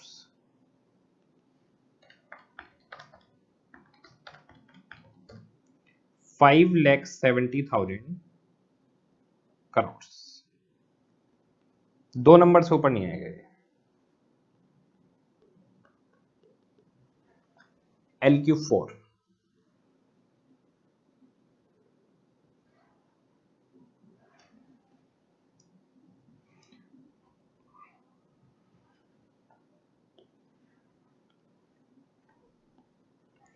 Compute credit multiplier if required reserve ratio, R बोलते हैं इसको या RRR बोलते हैं, इज 10% एंड 12.5%। तो अगर 10% हो तो क्रेडिट मल्टीप्लायर कितना होगा, 12.5% हो तो क्रेडिट मल्टीप्लायर कितना होगा। बड़ा सिंपल था, 1 divided by required reserve ratio, तो 1 डिवाइड बाई 10% करेंगे तो 10% को 0.10 लिख सकते हैं, 10 टाइम्स हो जाएगा। आगे कह रहे हैं for every 1 lakh rupee deposit in banking system what will be the total credit money created. तो जो मल्टीप्लायर होगा उससे 1 लाख रुपए मल्टीप्लाई कर देंगे। अगर बैंक में 1 रुपया होगा तो वो उसको मल्टीप्लाई कर करके क्रेडिट क्रिएशन 10 रुपए की कर देगा। अगर बैंक में 1 लाख रुपए होंगे तो वो 10 लाख रुपए कर देगा। सिंपल क्वेश्चन है। कह रहे हैं कि credit system in each case. Okay जी, LQ4 सबसे पहले क्रेडिट मल्टीप्लायर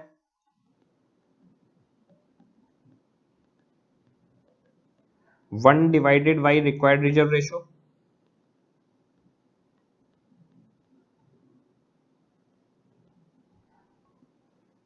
दो केस दिए हुए हैं।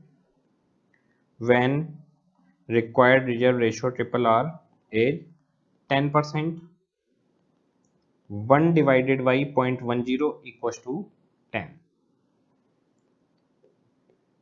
When RRR is 12.5%, 1 divided by 0.125 equals to 8 times।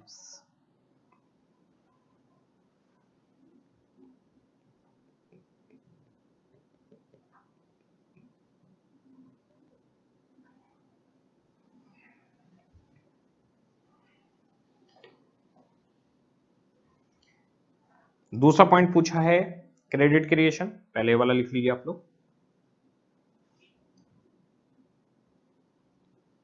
दूसरा पॉइंट है हमारे पास क्रेडिट क्रिएशन, इनिशियल डिपॉजिट जितना भी है मल्टीप्लाई बाई क्रेडिट मल्टीप्लायर। तो जी जब आपका RRR 10% है तो 1 लाख रुपए अगर डिपॉजिट होंगे बैंक में तो 10 टाइम्स 10 लाख रुपीज वो बन जाएंगे।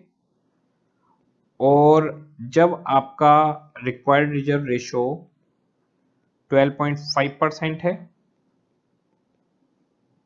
तो 1 लाख रुपए डिपॉजिट करोगे तो मल्टीप्लायर था 8, तो 8 लाख रुपीज का क्रेडिट क्रिएशन होगा। बहुत ही आसान।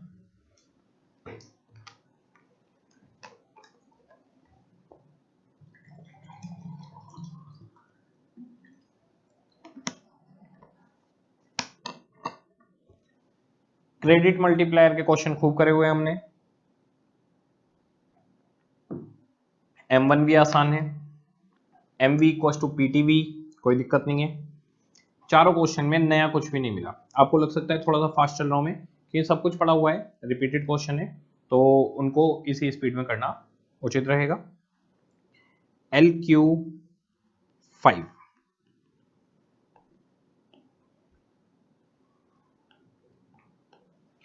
Calculate currency with the public from the following data rupees in crore. Currency with the public ये नई चीज है, करेंसी विद द पब्लिक नई चीज है। नोट्स इन सर्कुलेशन, सर्कुलेशन में 24,96,611 करोड़ के नोट हैं, अमाउंट करोड़ में सब कुछ। Circulation of rupee coin, rupee coin इतने चल रहे हैं। Circulation of small coins, small coins मतलब आपके जो और भी छोटे हैं, 50 पैसे का सिक्का, 25 पैसे का सिक्का, इस तरीके का, वो 743 करोड़ रुपीज के हैं। ये सब रुपीज में दिया हुआ है कि इतने इतने रुपए के हैं। Okay. Cash on hand with bank, आराम से समझिएगा। देखिए इतने रुपए के नोट, इतने रुपए के रुपी कॉइन, इतने रुपए के स्मॉल कॉइन्स, ये सब मार्केट में हैं। तो टोटल 24,96,611, 25,572 प्लस 743, इसका मतलब 252,2926 करोड़ रुपीज की करेंसी टोटल अवेलेबल है एक नेशन के अंदर, कंट्री के अंदर। कह रहे हैं इसमें से cash on hand with bank, बैंकों ने कितना कैश रखा हुआ है अपने पास, इसी में से होगा। इसमें से 98,305 का कैश बैंक के पास है, इसका मतलब बचा हुआ सारा का सारा पब्लिक के पास है। भाई टोटल इतना पैसा है, इसमें से कुछ कैश बैंक ने रख रखा है और बाकी सारा पब्लिक के पास होगा। तो क्या करेंगे, इसमें से 98,305 को माइनस कर देंगे। आ जाइए, LQ5 currency with public equals to notes in circulation plus circulation of rupee coin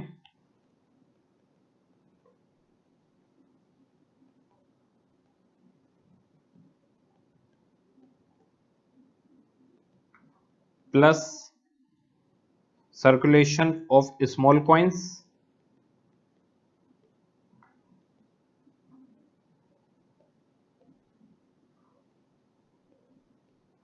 minus cash in hand with banks।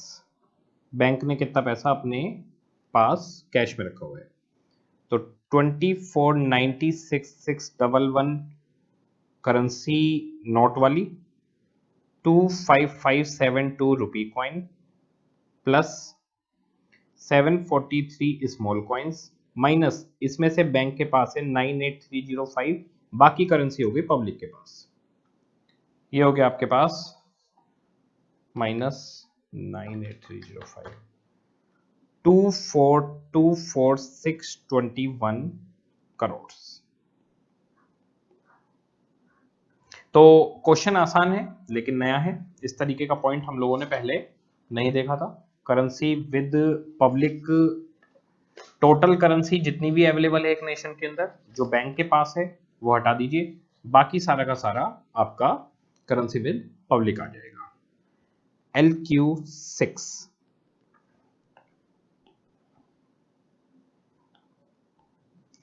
Calculate M2 from the following data.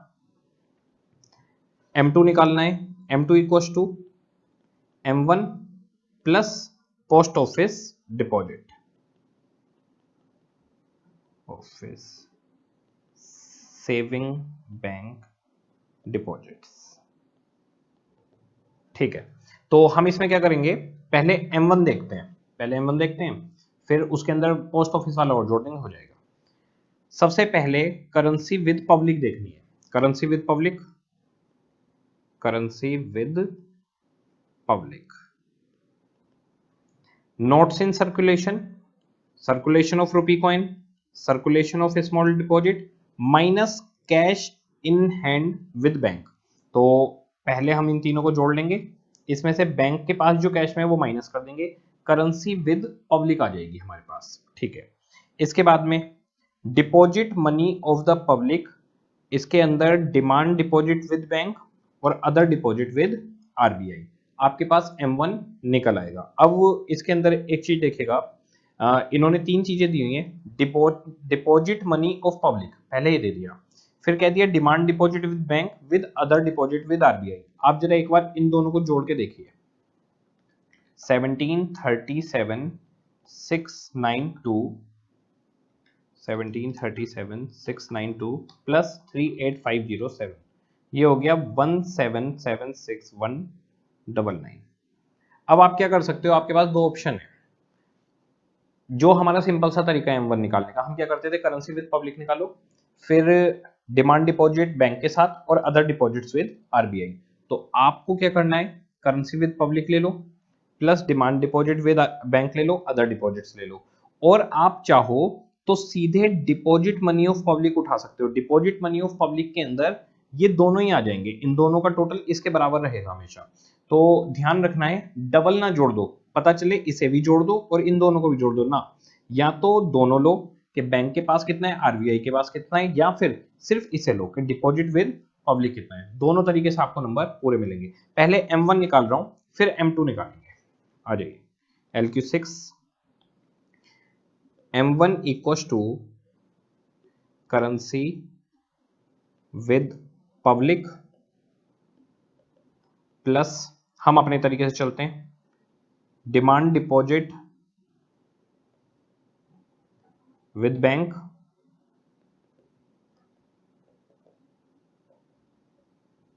Plus other deposits with RBI।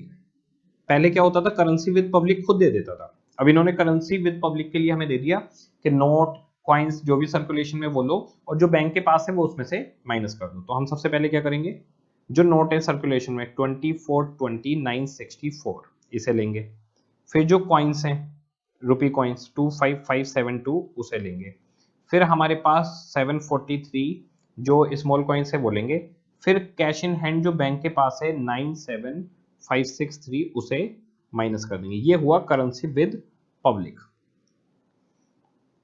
Plus demand deposits with bank हमारे पास हैं 1737692 और आपके पास 38507 है RBI का deposit.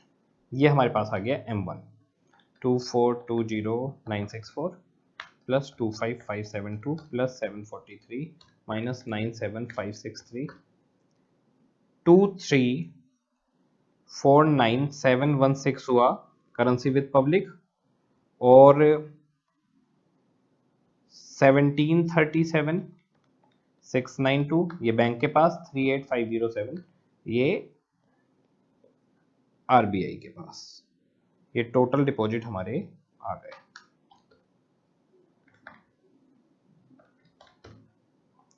$4,125,915 crore.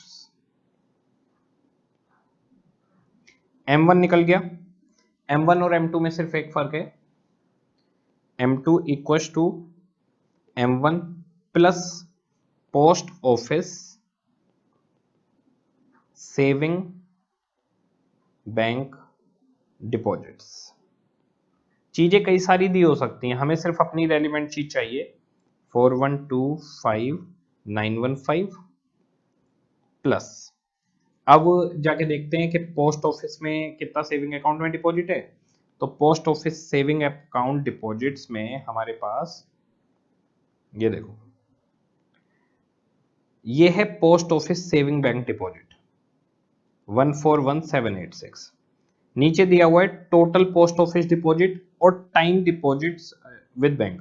तो time deposits bank के साथ वाले हमें नहीं चाहिए, टोटल पोस्ट ऑफिस डिपॉजिट हमें नहीं चाहिए, हमें सिर्फ मतलब है post office saving bank deposit से।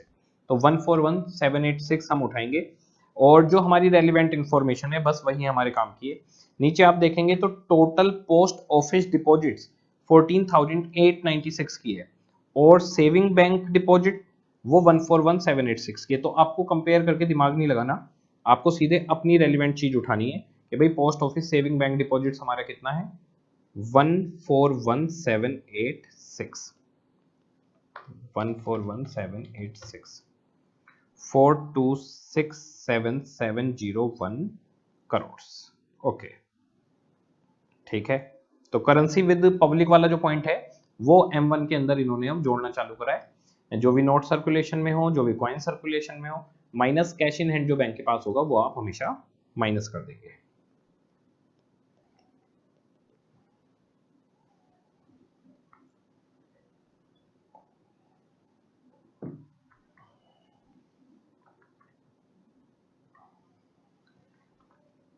नेक्स्ट है हमारे पास LQ7।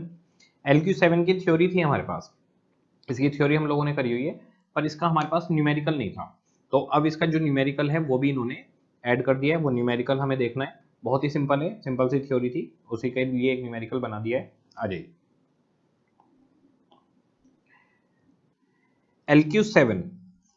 LQ7 क्या है? मिल्टन फ्राइडमैन ने और अन्ना ने 1963 में मनी मल्टीप्लायर और मनी सप्लाई का एक फॉर्मूला बताया था। तो उन्होंने मनी मल्टीप्लायर का क्या बताया था, M equal to 1 plus C divided by C plus E plus R. तो आर जो था हमारे पास वो तो था रिक्वायर्ड रिजर्व रेशो। तो आर तो था रिक्वायर्ड रिजर्व रेशो कि कितना, जो आरबीआई है वो कॉमर्शियल बैंक को कहती है कि इतना आपको रिजर्व रखना ही पड़ेगा। ठीक है। इसके बाद में सी था हमारे पास करेंसी रेशो। करेंसी रेशो था कि जनता जो अपने पास कैश कितना रखने की आदत रखती है, सी डिवाइड बाई डी, करेंसी कितनी जनता रखती है, और डिमांड डिपॉजिट यानी कॉमर्शियल बैंक के पास कितना पैसा रखती है। और तीसरा था ई एक्सेस रेशो तो एक्सेस रिजर्व रेशो में ये था कि बैंक कुछ रिजर्व रेशो अपने पास ही कॉमर्शियल बैंक रख सकते हैं। ये तीनों चीजें मिलाकर हमारे पास एक थ्योरी थी मिल्टन फ्राइडमैन एंड अन्ना की 1963 की। तो इसके ऊपर न्यूमेरिकल नहीं था, फॉर्मूले तो दिए हुए थे। इसके अंदर कहते क्या थे कि भाई रिक्वायर्ड रिजर्व रेशो आरबीआई बताएगा कि इतना तो रखना ही रखना है। तो जैसे बैंक के पास 100 रुपए आए और 20% रिक्वायर्ड रिजर्व रेशो है, तो 100 रुपए में से 20 रुपए उसको अपने पास रोकने पड़ेंगे, 80 रुपए वो आगे क्रेडिट में दे सकती है। करेंसी रेशो था कि जनता अपने पास कैश कितना रखना चाहती है और कितना डिमांड डिपॉजिट रखती है, इन दोनों का प्रोपोर्शन। और तीसरा था एक्सेस रिजर्व रेशो कि अगर कॉमर्शियल बैंक चाहे तो वो रिक्वायर्ड रिजर्व के अलावा कुछ अपनी ही मर्जी से अपनी सेफ्टी के लिए, लिक्विडिटी के लिए एक्सेस रिजर्व रेशो रख सकता है। तो उसके ऊपर एक न्यूमेरिकल इन्होंने बना दिया है LQ7। कह रहे हैं if required reserve ratio is 10%, ठीक है जी, रिक्वायर्ड रिजर्व रेशो 10% दे दिया कि भाई जो भी आपके पास कैश आएगा उसका 10% तो आपको रोककर चलना पड़ेगा। Currency in circulation 400 billion, demand deposit with bank 1000 billion. तो करेंसी रेशो अगर हम निकालें तो C/D।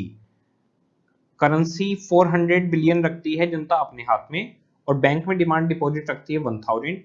इसका मतलब 40% जनता अपने पास रखना चाहती है, C आ जाएगा।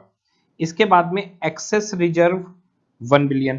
तो एक्सेस रिजर्व आपके पास भाई कितना था बैंक के पास 1000 बिलियन, वो 1 बिलियन अपने पास रखना चाहती है 1000 में से, 1000 में से 1 बिलियन, तो ये हुआ 0.01% एक्सेस रिजर्व। तो हमारे पास इन तीनों के थ्रू हम मनी मल्टीप्लायर या मनी सप्लाई की कैलकुलेशन करते थे। तो मनी मल्टीप्लायर का फॉर्मूला दिया था। क्वेश्चन कह रहा है find the value of money multiplier, आपको मनी मल्टीप्लायर निकालना है। तो इसको किस तरीके से करेंगे मैं आपको आराम से समझाता हूँ। यही एक नया क्वेश्चन है जो ऐड हुआ है। थ्योरी जो थी फ्राइडमैन और अन्ना की, उसके ऊपर इन्होंने अब न्यूमेरिकल भी यहाँ पर पोस्ट कर दिया है। वहां पर था बिहेवियर ऑफ पब्लिक के, पब्लिक का बिहेवियर कैश रखने का, करेंसी रखने का कितना है, और आरबीआई कितना रिजर्व रेशो रख पाता है, और कॉमर्शियल बैंक का एक्सेस रिजर्व रखने का बिहेवियर कितना है। देखिएगा हमारे पास इन्होंने पूछा है क्वेश्चन में मनी मल्टीप्लायर आपको बताना है। मनी मल्टीप्लायर, पहले फॉर्मूला लिखेंगे 1+C डिवाइडेड बाई R+E+C। यहां कैलकुलेशन लिखकर आगे हम लोग देखेंगे आंसर, ठीक है जी। अब सबसे पहले हम लोग निकालते हैं R क्वेश्चन में गिवन है 10%, ठीक है जी। जब हम फॉर्मूले में लिखेंगे तो इसे हम 0.10 लिख लेंगे, ओके। इसके बाद में हमें चाहिए C है करेंसी रेशो। करेंसी रेशो बड़ा सिंपल है, C/D। C का मतलब है कितनी करेंसी जनता अपने हाथ में रखती है, 400 बिलियन बताया है। डिमांड डिपॉजिट कितना रखती है 1000 बिलियन, तो इसका मतलब 40% या 0.40, इसका मतलब 40% कैश लोग अपने हाथ में होल्ड करते हैं। इसके बाद में है एक्सेस रिजर्व। एक्सेस रिजर्व है 1 बिलियन का, बैंक 1 बिलियन का एक्सेस रिजर्व रख रहा है, जबकि बैंक के पास 1000 बिलियन है। तो ये हुआ 0.01%, नहीं 0.1% हुआ था। मैंने यहाँ पे 0.01% लिख दिया है, ये 0.1% है, ओके। 0.1% को अगर हम लिखेंगे तो कैसे लिखेंगे, डिवाइड बाई 100, 0.001। तो ये हो गया 0.1%, और इसको ऐसे निकालेंगे तो आ जाएगा 0.001। परसेंटेज में लिखेंगे तो 0.1%। ये तीनों हमारे पास निकल कर आ गए। अब हमारे पास 1+C है 0.4 डिवाइडेड बाई R है 0.1, एक्सेस रेशो है 0.001 और करेंसी रेशो है 0.40। तो हमारा मनी मल्टीप्लायर निकल जाएगा। इसके ऊपर न्यूमेरिकल नहीं था, अब आ गया। इसकी एक्सपेक्टेशन है, आ सकता है। तो ऊपर तो हो गया 1.4, नीचे हो गया 0.1, 0.4, 0.5, तो 0.4, 0.1, 0.001, ये हुआ 0.501। लिख देता हूँ 1.4 divide by 0.501 equal to 1.4 divide by 0.501, 2.794। 2.794 हमारा मनी मल्टीप्लायर आ गया। ये आपका 2 से 3 नंबर में क्वेश्चन आ सकता है। अच्छा क्वेश्चन है सिंपल बिल्कुल। R दिया हुआ है, C बड़ा सिंपल है, 400 बिलियन जनता के पास है, 1000 बिलियन का डिमांड डिपॉजिट है, तो 40% आपका करेंसी रेशो आ गया कि मार्केट में करेंसी कितनी है, 40% ऑफ डिमांड डिपॉजिट। और तीसरा है एक्सेस रेशो, तो बैंक के पास टोटल कितना पैसा है 1000 करोड़, वो कितना एक्सेस रिजर्व रखना चाहती है 1 बिलियन का, तो 0.1% या 0.001 ये आ गया। 1 plus C divide by R plus E plus C हमारे पास फॉर्मूला है मनी मल्टीप्लायर का, क्वेश्चन हमारे पास सोल्व हो जाएगा, ये आ सकता है एग्जाम में। तो थ्योरी के ऊपर क्वेश्चन बना दिया, अच्छा क्वेश्चन है, 2 से 3 नंबर में आ जाएगा। ये शो क्या करता है, ये शो करता है कि अगर हम मॉनेटरी बेस के अंदर 1 रुपया बढ़ाएंगे तो मनी सप्लाई 2.794 बढ़ जाएगी। ये लिख देते हैं हम लोग, increase in monetary base MB by ₹1 will lead to 2.794 rupees increase in M, that is money supply। ये हमारे पास जो मनी मार्केट है इसके अंदर 7 क्वेश्चन ऐड हुए। अगर हम देखें तो क्वेश्चन नंबर 7 ही एक क्वेश्चन है जो ऐड हुआ, बाकी सारे के सारे तो हमारे पास रिपीटेड हो गए। इसके बाद में हमारे पास बहुत ही छोटा सा इंटरनेशनल ट्रेड के अंदर 2 न्यूमेरिकल हैं जो बड़े हैं, इंटरनेशनल ट्रेड में कुछ खास नहीं बड़ा। तो हमारे पास अगर मैं पूरा लेटेस्ट क्वेश्चन का बताऊं तो पब्लिक फाइनेंस के अंदर एक थ्योरी दे दी और वहां पर हमारे को कुछ क्वेश्चंस दे दिए। फिर हमारे पास में मनी मार्केट में थ्योरी दे दी, वहां पर कुछ क्वेश्चंस दे दिए। अगर मैं क्वेश्चंस आपको काउंट करके बताऊं तो 7 क्वेश्चन यहां पर आ गए और एक सिंपल बता दिया कि मनी पॉलिसी हमारी क्या चल रही है। 5 क्वेश्चन यहां पर आ गए, तो 5 क्वेश्चन तो बड़े ये, 7 क्वेश्चन बड़े ये, 7 5 12, और इसके बाद में हमारे पास में 2 क्वेश्चन आपके इंटरनेशनल ट्रेड में, इसमें सिर्फ आपके पास 2 ये न्यूमेरिकल्स ही हैं, इसके अंदर थ्योरेटिकल पार्ट कुछ भी नहीं है। और कोविड के अंदर हमने क्या क्या किया है ये थोड़ा सा बता दिया। ये एग्जाम ओरिएंटेड बिल्कुल भी नहीं है, जो लेटेस्ट क्वेश्चन ऐड हुए हैं एग्जाम ओरिएंटेड सिर्फ वही है। तो अब हम लोग देखते हैं हमारा सबसे लास्ट सेक्शन, और वो लास्ट सेक्शन है latest question of international trade. 2 questions हैं LQ1 और LQ2। जो LQ2 है वो थोड़ा थ्योरेटिकल लिखने वाला है, LQ1 पूरी तरीके से न्यूमेरिकल है। देखते हैं LQ1, country Roseland and Daisyland have a total of 4000 hours each of labor available each day to produce shirt and trouser। 2 country हैं रोजलैंड और डेजीलैंड, दोनों के पास 4000 लेबर के आवर्स हैं, शर्ट और ट्राउजर 2 प्रोडक्ट ये बना रहे हैं। Both countries use equal number of hours on each good each day. दोनों equal number of hour spend करते हैं दोनों प्रोडक्ट पर, यानी 4000 आवर्स दोनों के पास हैं। 2000 आवर्स तो शर्ट पे लगाते हैं दोनों और 2000 आवर्स ट्राउजर पे लगाते हैं, ठीक है। Roseland produced 800 shirt and 500 trouser per day. Daisyland produced 500 shirt and 250 trouser per day। तो रोजलैंड 800 शर्ट और 500 ट्राउजर बना रहे हैं 2-2000 घंटे लगाकर, और डेजीलैंड 500 शर्ट और 250 ट्राउजर बना रहे हैं। आप अगर देखें तो रोजलैंड शर्ट भी ज्यादा बना रहा है, वो 500 बना पा रहे हैं, और ट्राउजर भी ज्यादा बना रहा है, वो 250 बना रहे हैं। क्वेश्चन की पहली requirement in the absence of trade कह रहे हैं विच country has absolute advantage in producing shirt and trouser. तो मैं आपको बता दूं शर्ट हो या ट्राउजर हो, दोनों ही केस में रोजलैंड विनिंग होगा, ठीक है। इसको देखते हैं किस तरह से प्रेजेंट किया जाएगा। ऐसे क्वेश्चन खूब करे हुए हमने। LQ1, सबसे पहले हमें निकालना है calculation of absolute advantage.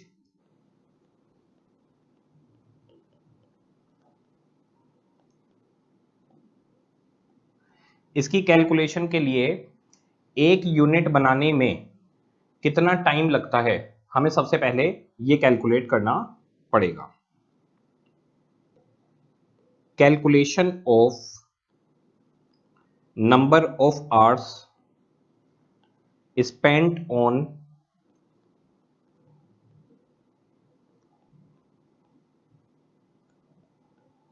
Production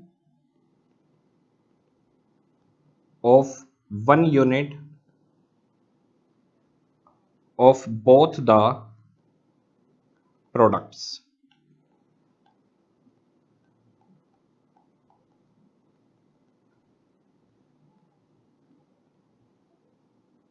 बहुत ही आसान है, बहुत ज्यादा आसान।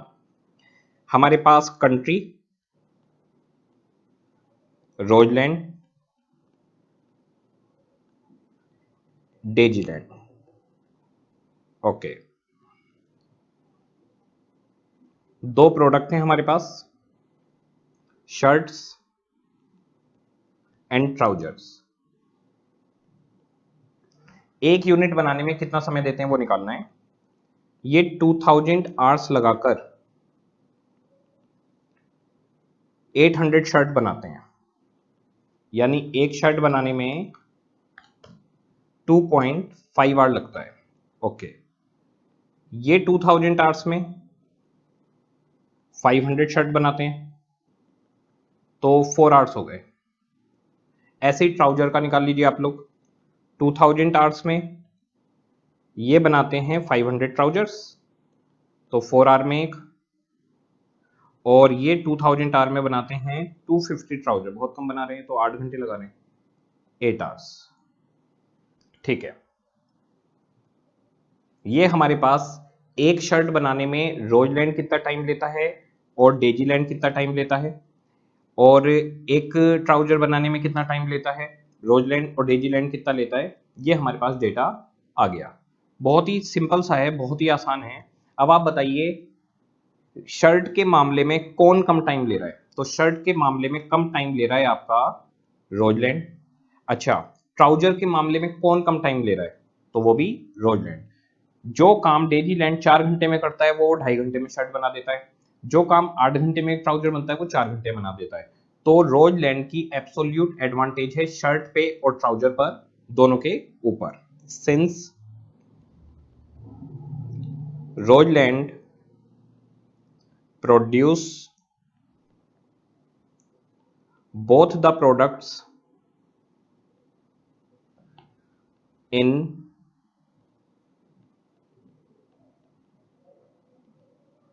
less time, it has absolute advantage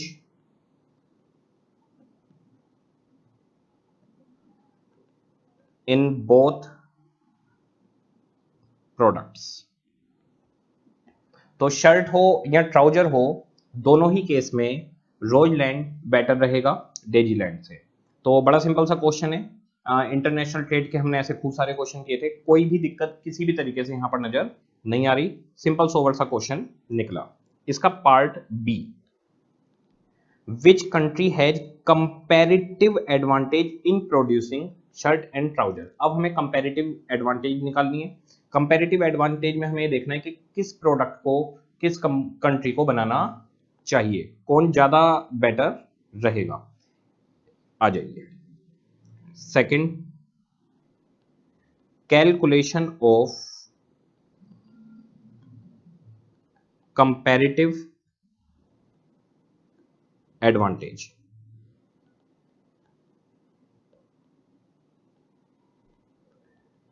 comparative advantage बहुत ही सिंपल है। सबसे पहले रोजलैंड का देखते हैं। रोजलैंड opportunity cost of shirt, opportunity cost of shirt, इसका मतलब यह है कि एक शर्ट बनाने पर हमारी कितनी अपॉर्चुनिटी कॉस्ट लगती है ट्राउजर की, यानी एक शर्ट बनाने पर कितने ट्राउजर हम नहीं बना पाते। तो रोजलैंड पे जाते हैं। रोजलैंड देखिए 2.5 घंटा लेता है, 4 घंटे में एक ट्राउजर बनेगा, यानी कि एक शर्ट 2.5 घंटे में बनती है तो 2.5 घंटे में कितने ट्राउजर बनेंगे। एक शर्ट 2.5 घंटा लेती है, उतनी ही देर में कितने ट्राउजर बनेंगे। तो ट्राउजर बनाने में 4 घंटे चाहिए, इसका मतलब 2.5 घंटे में 0.625 ट्राउजर बनेगा। इट मींस एक शर्ट आप जब बनाते हैं तो 0.625 ट्राउजर के साथ कॉम्प्रोमाइज करते हैं। अगर आप चाहें तो शर्ट के टाइम को ट्राउजर को दे सकते हैं। अगर आप शर्ट के टाइम को ट्राउजर को दे दें कि भाई हम शर्ट नहीं बना रहे, तो 0.625 ट्राउजर उस समय में बनाया जा सकता है जितनी देर में आप एक शर्ट को मैन्युफैक्चर करते हैं। ऐसे ही अपॉर्चुनिटी कॉस्ट ऑफ ट्राउजर, ये आप लोग बताइए कैसे निकलेगा। एक ट्राउजर 4 घंटे में बनता है, वो 4 घंटे अगर हम शर्ट को दे दें तो कितनी शर्ट बनेगी? शर्ट 2.5 आवर में बन जाती है, तो 4 डिवाइडेड बाई 2.5, इसका मतलब 1.6 शर्ट हम बना सकते हैं। तो अगर आप एक ट्राउजर का टाइम शर्ट को दे दें तो 1.6 शर्ट बनकर आपकी तैयार हो जाएगी। तो शर्ट बनाते हो तो क्या लूज करते हो? अगर एक शर्ट बनाते हो तो 0.625 ट्राउजर को लूज करते हो, और अगर एक ट्राउजर बनाते हो तो 1.6 शर्ट को आप लूज करते हो। सेम ऐसे ही निकालना है डेजीलैंड का। डेजीलैंड के केस में opportunity cost of shirt, opportunity cost of trouser आप लोगों को निकालना है। आप लोग निकालिएगा मेरे से पहले, निकाल लेंगे। बहुत ही आसान है, बहुत ज्यादा आसान। कितने नंबर में आएगा ये क्वेश्चन? ये क्वेश्चन 5 नंबर की वर्थ रखता है, 5 मार्क्स में आ सकता है। अब देखिए, शर्ट और ट्राउजर बनाने में कितना टाइम ले रहा है डेजीलैंड? 4 आवर एंड 8 आवर। ओके, तो जब आप एक शर्ट को बनाते हो 4 घंटे लेते हो, वो 4 घंटे हम ट्राउजर को दे दें तो कितने ट्राउजर बनेंगे? तो ट्राउजर बनाने में हमें 8 आवर्स लगते हैं। अगर आप हमें एक शर्ट बनाने का समय दोगे तो हम 0.5 ट्राउजर बना पाएंगे, ठीक है। और 8 आवर्स लगते हैं एक ट्राउजर बनाने में, वो 8 आवर्स अगर हम शर्ट को दे दें तो 8/4, तो 2 शर्ट हम बना सकते हैं। अब मेरी बात को आप लोग आराम से सुनिएगा, आराम से देखिए। सबसे पहले बात करते हैं शर्ट की अपॉर्चुनिटी कॉस्ट किसकी ज्यादा है। जब रोजलैंड एक शर्ट बनाता है तो 0.625 ट्राउजर का लॉस होता है, क्योंकि वो शर्ट नहीं बनाता तो ट्राउजर बनाता, तो 0.625 ट्राउजर बना सकता था। लेकिन जब डेजीलैंड शर्ट बनाता है तो हाफ ट्राउजर को कॉम्प्रोमाइज करता है। मुझे बताइए, शर्ट बनाने में अपॉर्चुनिटी कॉस्ट किसकी ज्यादा है? रोजलैंड की शर्ट बनाने की अपॉर्चुनिटी कॉस्ट ज्यादा है, डेजीलैंड की अपॉर्चुनिटी कॉस्ट कम है। उसे कम ट्राउजर का लॉस करना पड़ेगा, उसे शर्ट बनानी चाहिए। तो शर्ट बनाने के नाम पर डेजीलैंड की कंपैरेटिव एडवांटेज यहां पर रहेगी। तो हम कह सकते हैं कि अगर ये कहा जाए कि किसी एक ही कंट्री को शर्ट बनानी है तो डेजीलैंड को शर्ट बनानी चाहिए, उसको ट्राउजर का टाइम शर्ट को दे देना चाहिए, क्योंकि ट्राउजर का जो नुकसान है वो सिर्फ 0.5 है डेजीलैंड के केस में, जबकि रोजलैंड जब शर्ट बनाता है तो 0.625 ट्राउजर का लॉस करेगा, उसे शर्ट नहीं बनानी चाहिए। तो शर्ट बनाएगा डेजीलैंड, उसकी अपॉर्चुनिटी कॉस्ट कम है, लॉस ऑफ ट्राउजर कम होगा, ठीक है। अब ट्राउजर बनाने की बात करते हैं। जब ट्राउजर बनाने की बात आती है तो एक ट्राउजर बनाने में 1.6 शर्ट कॉम्प्रोमाइज करता है रोजलैंड। 1.6 शर्ट का टाइम जब देता है ट्राउजर को तब ट्राउजर बनता है। अगर चाहता तो उसकी जगह शर्ट बना सकता था 1.6, लेकिन डेजीलैंड का 2 शर्ट्स का कॉम्प्रोमाइज होता है। तो जब डेजीलैंड ट्राउजर बनाने की बात करता है तो 2 शर्ट का नुकसान करता है, जब रोजलैंड ट्राउजर बनाने की बात करता है तो 1.6 शर्ट का लॉस करता है। जो लॉस कम करता है उसे ट्राउजर बनाना चाहिए। तो हम कह सकते हैं कि शर्ट बनाने की अपॉर्चुनिटी कॉस्ट डेजीलैंड की कम है और ट्राउजर बनाने की अपॉर्चुनिटी कॉस्ट रोजलैंड की कम है। तो रोजलैंड को ट्राउजर्स बनाने चाहिए, शर्ट के नुकसान कम होंगे। डेजीलैंड को शर्ट्स बनानी चाहिए, ट्राउजर के नुकसान कम होंगे। अल्टीमेटली अगर ये दोनों कंट्री बिजनेस करने लगे तो रोजलैंड सिर्फ ट्राउजर्स बनाएगा, पूरे 4000 घंटे ट्राउजर्स को देगा, और डेजीलैंड सारा का सारा टाइम शर्ट्स को देने लग जाएगा। आ जाइए। For producing shirts Daisyland has comparative advantage and for producing trousers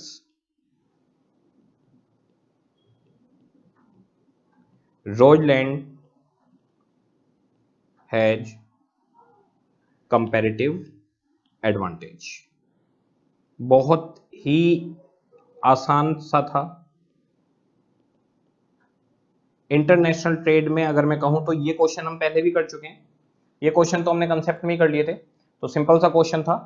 absolute advantage के केस में रोजलैंड दोनों चीजों में जीत गया, और कंपैरेटिव एडवांटेज के केस में रोजलैंड और डेजीलैंड में डेजीलैंड शर्ट्स बनाएगा और रोजलैंड ट्राउजर बनाएगा।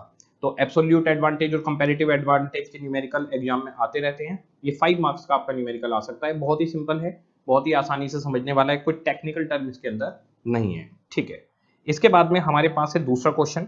दूसरा क्वेश्चन जो इन्होंने ऐड किया है बेसिकली वो न्यूमेरिकल नहीं है, एक सिंपल सा प्रैक्टिकल प्रॉब्लम्स में थ्योरी डाल दी थी, तो उसके बारे में छोटी सी बात करेगा। इसमें कुछ खास आपको नहीं मिलेगा, ये सिंपल थ्योरी जो हम लोगों ने पहले भी लिखी हुई है, पढ़ी हुई है, उसी के बारे में बताएगा। पढ़ते हैं क्या करें।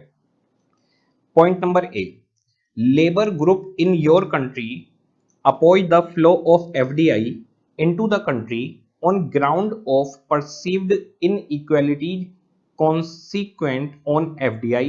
What are their argument? कह रहे हैं कि आपके कंट्री में FDI आने वाला है और लेबर ग्रुप उसके अपोज में है।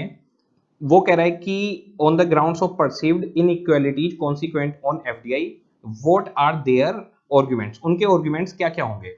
तो एक लेबर ग्रुप कह रहा है कि एफडीआई नहीं आना चाहिए हमारे कंट्री में, और वो उनके अगेंस्ट में बोल रहा है, तो वो क्या क्या आर्गुमेंट देंगे। तो सिंपल से आर्गुमेंट क्या देंगे, देखिए एफडीआई जो आता है, एफडीआई कैपिटल इन्वेस्टमेंट पे फोकस होता है, मशीनें, प्लांट, मशीनरी ये सब लगाता है, और बहुत ज्यादा जॉब जनरेट नहीं करता। तो लेबर बोलेगी कि ये आएंगे तो बहुत ज्यादा जॉब जनरेट नहीं करेंगे, कैपिटल इन्वेस्टमेंट इनका ज्यादा होगा। दूसरी चीज, जब वो एक एफडीआई आता है तो उसका जो main top level of management होता है, जो स्किल्ड वर्कर वाली बात होती है, वो सारे के सारे स्किल्ड वर्कर कहां पर रहेंगे, वो स्किल्ड वर्कर उन्हीं के कंट्री में रहते हैं। जैसे यूएसए से एक कंट्री यहाँ पर, एक कंपनी यहाँ पर आई, उसने एफडीआई लगा दिया, ठीक है जी, तो उसका जो कंट्रोल होता है, जो टॉप मैनेजमेंट होता है, वो यूएसए में ही बैठा होता है। तो यहाँ पर जो टॉप लेवल की जॉब्स हैं वो जनरेट नहीं होंगी, लोअर लेवल की जॉब जनरेट होंगी, वो भी कम, क्योंकि मेन तो प्लांट मशीनरी ये चीजें लगा देंगे। उसके बाद में जो जॉब शिफ्टिंग होती है, जो मेन आपके एम्प्लॉइज हैं वो जॉब शिफ्टिंग में आ जाएंगे यूएसए से यहाँ पर। तो जैसे एक सीईओ बैठाना है यहाँ पर, तो सीईओ कहाँ से लेकर आएंगे, यूएसए से लेकर आएंगे, आपके यहाँ से नहीं लेंगे। तो यहाँ पर तो लोअर ग्रेड की नौकरियां मिलेंगी, अपर ग्रेड की कोई भी नौकरी नहीं मिलेगी। फिर इनइक्वालिटीज होती है, पार्शियलिटी होती है, कि भाई जो उस एमएनसी के अंदर, एफडीआई के अंदर टॉप लेवल मैनेजमेंट के होते हैं, जो यूएसए से यहाँ पर शिफ्ट होकर आए होंगे जॉब के लिए, वो अपना कंट्रोल रखते हैं, और जो इंडियन लेबर होगी उसको वो थोड़ा सा लोअर ग्रेड का दिखाने की कोशिश करते हैं। तो ये आर्गुमेंट्स आ जाएंगे। इसके बाद में इसी का सेकंड पार्ट है, Beth and Sushil are member of committee for resolution of the issue। तो ये जो इशू आ रहा है इसको रिजोल्व करने के लिए दो बंदे बैठ गए, बेथ एंड सुशील। अब उनको ये रिजोल्व करना है कि भाई ऐसी कोई दिक्कत नहीं है, आप घबराइए मत। Of the issue cited above, what argument would they put forth to convince the labor group with respect to welfare implications for labor that may arise from FDI। तो पहले वाले पॉइंट में लेबर ग्रुप क्या क्या argument देगा, तो उसमें हमें बताना है कि एफडीआई के आने से लेबर को कोई बहुत फायदा नहीं होता, कोई नौकरियां जनरेट नहीं होती। हमें नेगेटिव नेगेटिव बोलना है कि भाई एफडीआई आएगा वो तो कैपिटल इन्वेस्टमेंट करेगा, टॉप लेवल की जॉब तो उसी के पास रहेंगी, हमें तो छोटी छोटी जॉबें देगा, हमें कम स्टैंडर्ड से देखेगा, और उन्हीं के पास सारा कंट्रोल रहेगा। वो क्योंकि विदेश से आएंगे, अपना देश नहीं समझेंगे, तो इनइक्वालिटीज होगी, हमारे साथ में स्टैंडर्ड चेंज होंगे, हमारे को लो स्टैंडर्ड में रखा जाएगा, और कोई हमें फायदा नहीं होने वाला। ऐसे नेगेटिव नेगेटिव बातें बोलनी है। अब बेथ एंड सुशील बैठ गए इसको शॉर्ट आउट करने। अब हम अच्छी अच्छी बातें बोलेंगे। तो बेथ एंड सुशील क्या बताएंगे, वो बताएंगे कि एफडीआई आएगा तो ऐसी बात नहीं है, जॉब जनरेट होंगी, नो हाउ लेके आएगा, टेक्नोलॉजी लेके आएगा, जो टेक्नोलॉजी और नो हाउ लेके आएगा उससे पूरे इंडिया में और जॉब बढ़ेंगी। इवन जो एमएनसी आएगी, जो भी एफडीआई आएगा, वो बाकी के जो मार्केट है उस मार्केट को भी जॉब देगा। किस तरीके से, जैसे मान लीजिए कार बनाने वाली कंपनी आ गई, तो जो सर्विस सेंटर खुलेंगे वो सर्विस सेंटर की नौकरियां बढ़ेंगी। जो सर्विस प्रोवाइडर और होंगे, जैसे कॉल सेंटर खुलेंगे या टेलीफोन वगैरह पे बैठ के कन्विंस करना है कस्टमर्स को, इन सब चीजों को देखने के लिए हमारे यहाँ पे नौकरियां मिलेंगी। तो एफडीआई खुद भी नौकरी देगा, प्लस अपनी अपस्ट्रीम और डाउन स्ट्रीम में, अपस्ट्रीम यानी जो उसको माल सप्लाई करने वाले लोग होंगे, डाउन स्ट्रीम जिनको वो आगे माल सप्लाई करेगा, उन सबको भी नौकरियां मिलेंगी। जैसे एप्पल आता है, वो यहाँ पर मैन्युफैक्चरिंग चालू करता है, तो यहाँ वाले लोग एप्पल के कवर बना सकते हैं, बैटरीज बना सकते हैं, अलग अलग चीजें बना सकते हैं, इस तरीके की और नौकरियां जनरेट होंगी।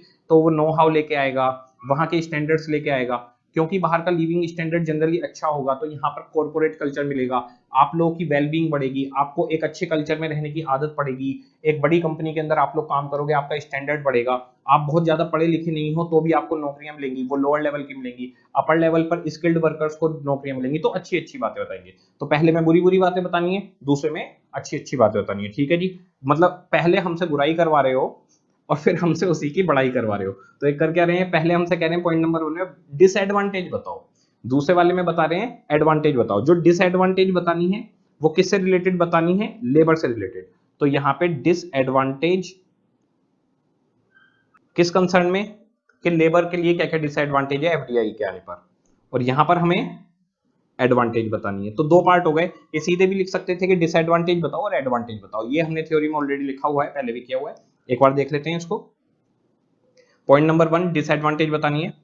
Foreign corporate concentrate on capital intensive method of production, तो वो प्लांट मशीनरी ये सब चीजें लेकर आते हैं। So they need to hire only relatively few workers, उन्हें ज्यादा वर्कर्स की जरूरत नहीं होगी। Technology inappropriate for the labour evident country, जहां पर लेबर की बहुत ज्यादा अधिकता होती है, जहां पर लेबर बहुत ज्यादा है, ऐसे कंट्री के अंदर टेक्नोलॉजी इनएप्रोप्रिएट है, वहां टेक्नोलॉजी नहीं आनी चाहिए, क्योंकि टेक्नोलॉजी लेबर को, उनकी जॉब को रिड्यूस करती है। तो जिस भी कंट्री के अंदर लेबर ज्यादा है, ऐसी कंट्री के अंदर, लेबर डोमिनेटिंग कंट्री के अंदर टेक्नोलॉजी इनएप्रोप्रिएट होती है। Technology inappropriate for labour evident country does not support generation of jobs or address poverty and unemployment, help accentuate the already existing income equality। तो टेक्नोलॉजी आएगी तो job generation कम होगा, गरीबी बढ़ेगी, अनएम्प्लॉयमेंट बढ़ेगा, और ये जो इनकम इनइक्वालिटीज हैं, गरीब और अमीर के बीच का जो गैप है, उसको एक्सेंचुएट यानी बढ़ाएगा।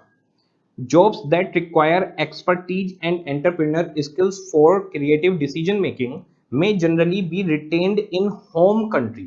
तो जो बड़ी बड़ी नौकरियां हैं जिसमें स्किल्स चाहिए, एंटरप्रेन्योर स्किल्स चाहिए और एक्सपर्टीज चाहिए, वो तो यूएसए से जो लोग आएंगे, यूएसए के अंदर ही सेट हो जाएंगी वो नौकरियां। And there for the host country that is India is left with routine management jobs that demand only lower level of skills and ability. तो इंडिया के अंदर जो जॉब होंगी वो लोअर ग्रेड की जॉब क्रिएट होंगी, और जो बड़ी बड़ी नौकरियां हैं वो सारी की सारी होम कंट्री अपने पास ही रखेगा। The argument of possible human resource development and acquisition of new innovative skills through FDI may not be realized in reality. तो ह्यूमन रिसोर्स डेवलपमेंट होगा या फिर नए इनोवेटिव स्किल्स आएंगे, ऐसा कुछ भी होने वाला एफडीआई से नहीं है।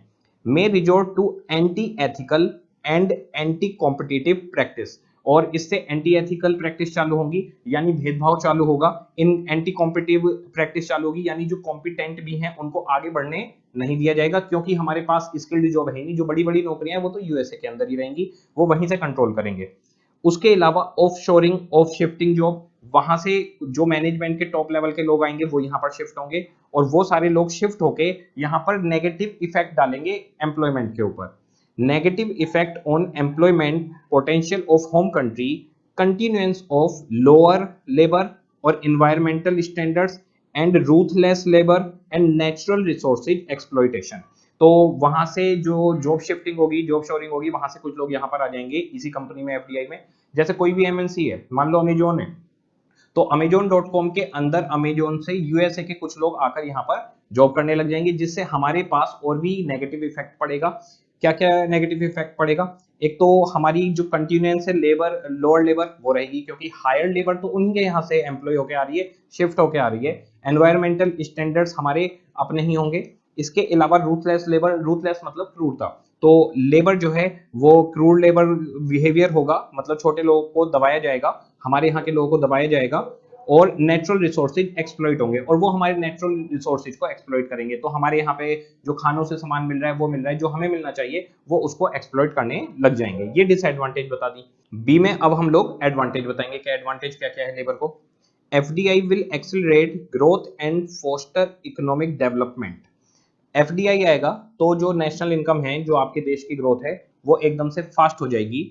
Bring in technological know how, management skill and marketing method generate direct employment in the recipient country.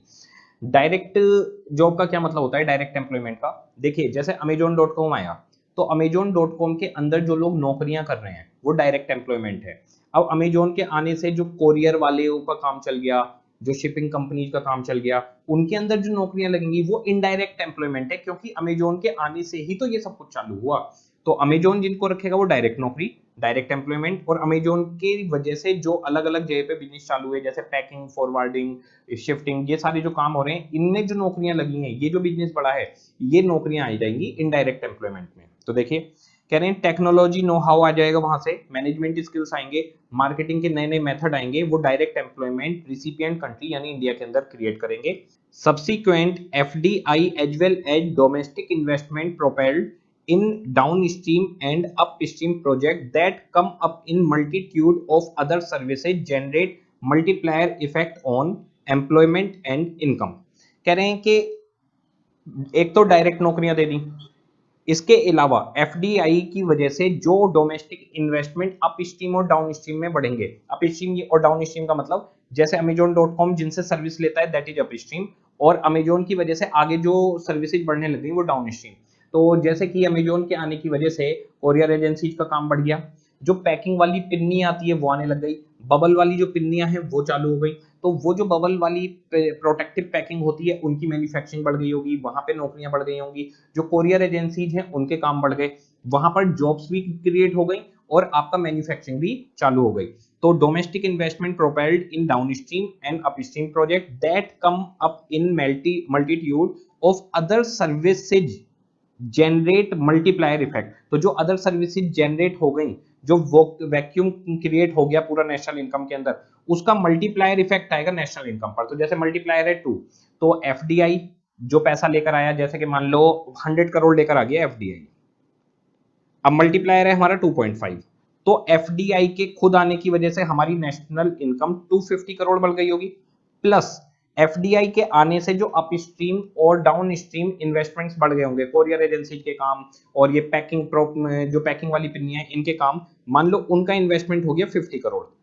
अब वो 50 करोड़ बन जाएगा यहाँ पर multiply by 125 crore, 50 multiply by 2.5, 125 crore. तो अब देखिए एफडीआई के आने से क्या हुआ, एफडीआई ने खुद भी इन्वेस्टमेंट किया, प्लस जो डोमेस्टिक इन्वेस्टमेंट है अदर सर्विसेज सेक्टर में वो भी हो गए, टोटल 150 करोड़ का इन्वेस्टमेंट हो गया। और मल्टीप्लायर की वजह से आपकी नेशनल इनकम 375 करोड़ इंक्रीज हो गई। Promote relatively higher wages for skill job. अब जो हायर स्किल्स वाले हैं उनको पहले से ज्यादा पैसे मिलेंगे, डिमांड सप्लाई पे चलता है सब कुछ। जब एक एफडीआई आया उसके साथ में और सर्विस सेक्टर क्रिएट हुए, जॉब क्रिएट हुई, जॉब क्रिएट होने पे डिमांड सप्लाई में क्या हुआ, जितनी जॉब्स की डिमांड है और जितनी सप्लाई है, तो हायर स्किल्स वाले बहुत लिमिटेड होते हैं, तो उनकी सैलरियां अप हो जाएंगी, तो उन्हें हायर वेजेज मिलेगी। More indirect employment will be generated to person in the lower end service sector occupation, thereby creating an extent even to the less educated and unskilled engaged in those units। तो एक तो आपकी जो higher skill वाले हैं उनको job मिलेगी, plus जो बाकी के जो सर्विस सेक्टर हैं जो डाउन लेवल की सर्विसेज देते हैं, जैसे कोरियर की सर्विस घर पे देके आनी है, तो जो डिलीवरी बॉय है वो बहुत ज्यादा एजुकेटेड नहीं है, उसे भी अच्छी सैलरी पर रखा जाएगा। तो जैसे जोमेटो है, स्विगी है, इन सब के जितने भी डिलीवरी बॉय हैं उनकी अच्छी सैलरियां उनको मिलने लग जाएंगी। Better work culture and higher productivity standards. तो जो कल्चर है वो बेटर मिलेगा। कॉर्पोरेट है, अमेजोन के ऑफिस में जाओगे आप तो आपको अच्छा ही लगेगा, किसी सीए के लिए भी वहां पर नौकरी करना एक अच्छा प्रोफाइल है। हायर प्रोडक्टिविटी स्टैंडर्ड्स होंगे, they induce productivity related awareness and may also contribute to overall human resource development. तो वो प्रोडक्टिविटी रिलेटेड अवेयरनेस लेके आएंगे और ह्यूमन रिसोर्स डेवलपमेंट को बढ़ाने में कंट्रीब्यूशन करेंगे। इसको अगर हम समराइज करें तो बड़ा सिंपल है, डिसएडवांटेज के नाम पर कैपिटल इंटेंसिव इन्वेस्टमेंट होता है, तो प्लांट मशीनरी इन पे पैसा लगाते हैं जिससे हमारे यहाँ पर अनएम्प्लॉयमेंट बढ़ेगा, ज्यादा नौकरियां जनरेट नहीं कर पाएंगे। टेक्नोलॉजी ज्यादा आएगी तो लेबर डोमिनेटिंग कंट्री के अंदर ये अच्छी बात नहीं है, क्योंकि टेक्नोलॉजी ज्यादा आने से जॉब्स कम होती है, तो एक तो वैसे ही अनएम्प्लॉयड हैं और हो जाएगा, प्लस जो टॉप मैनेजमेंट की जॉब्स हैं वो उन्हीं के पास रहेंगी, वो हमें नहीं मिलेंगी।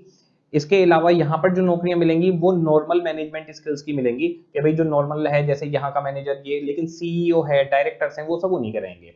इसके अलावा अपने यहाँ से एम्प्लॉइज को यहाँ पर भेजेंगे, जैसे अमेजोन यूएसए, तो वहां से कुछ एम्प्लॉइज इंडियन अमेजोन पे भेजेगा कि भाई वहां पर जाकर आप लोग काम देखिए।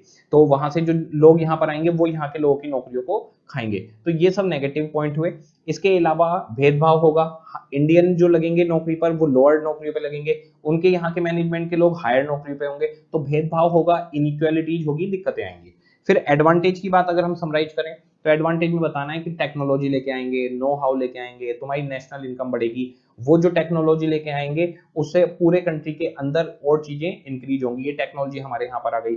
इसके अलावा मार्केटिंग के नए नए तरीके लेकर आएंगे और मैनेजमेंट स्किल्स लेके आएंगे जो हमारे पास नहीं है, वो हमें देंगे कि भाई ऐसे ऐसे काम किया जा सकता है, मार्केटिंग ऐसे की जा सकती है। ये सारी चीजें हमारे यहाँ पर बढ़ेंगी। सीधे सीधे खुद भी नौकरियां देंगे। इसके अलावा अपस्ट्रीम और डाउन स्ट्रीम सेक्टर्स क्रिएट होंगे, वो भी नौकरियां देंगे। सारे सेक्टर एफडीआई खुद सीधा इन्वेस्टमेंट भी करेगा, प्लस जो और सेक्टर्स बढ़े जैसे कि कोरियर एजेंसी बढ़ी, पॉलिथीन की पैकिंग वगैरह वाली उनकी मैन्युफैक्चरिंग बढ़ गई, उस इन्वेस्टमेंट की वजह से नेशनल इनकम इंक्रीज हो जाएगी, तो मल्टीप्लायर इफेक्ट से और भी ज्यादा हो जाएगी। एक अच्छा वर्क कल्चर मिलेगा, कॉर्पोरेट कल्चर आपको देखने को मिलेगा और ह्यूमन रिसोर्स डेवलपमेंट होगा। तो एक में डिसएडवांटेज बता दी और एक में एडवांटेज बता दी। ये हमारे पास इंटरनेशनल ट्रेड के अंदर थे लेटेस्ट क्वेश्चन। तो अगर हम देखें तो हमारे पास जो लेटेस्ट क्वेश्चन बड़े थे, सबसे पहले पब्लिक फाइनेंस में हमने देखे कुछ क्वेश्चंस, उनमें मोस्टली सब पुराने थे। टैक्स मल्टीप्लायर हमको मिल गया था नया। फिर मनी मार्केट के अंदर हमने देखा, मनी मार्केट के अंदर 1 + C divided by C + E + R वाला जो फॉर्मूला था वो हमारे पास नया था। वो थ्योरी में तो था फ्राइडमैन की, लेकिन वैसे हम लोगों को देखने के लिए नहीं मिलता था। तो ये सारी चीजें हुई। इसके अलावा इंटरनेशनल ट्रेड में जो पहला क्वेश्चन है वो करा हुआ है, दूसरा क्वेश्चन भी थ्योरी का है, वो भी हमारा किया हुआ है। ये हमारे पास थे लेटेस्ट क्वेश्चन। जितना भी एडिशन हुआ था कहीं पर भी एक भी पेज पर एक भी शब्द, वो सारा का सारा एडिशन यहाँ पर मैंने कवर कर दिया है। बहुत सिंपल सोबर सा था। ये लेटेस्ट क्वेश्चन की क्लास ही बहुत छोटी सी थी, लेकिन पूरी तरीके से सब कुछ आपका कवर कर जाती है। जो लेटेस्ट क्वेश्चन के नाम से मैंने रखा है उसको थोड़ा ज्यादा अच्छे से पढ़िएगा। रीजन बीइंग ये नए एडिशन जो होते हैं इनके एग्जाम में आने की एक्सपेक्टेशन ज्यादा होती है। बाकी हमारा यहाँ पर पूरा पूरा काम खत्म हो जाता है। ओके जी, सभी को टाटा बाय बाय।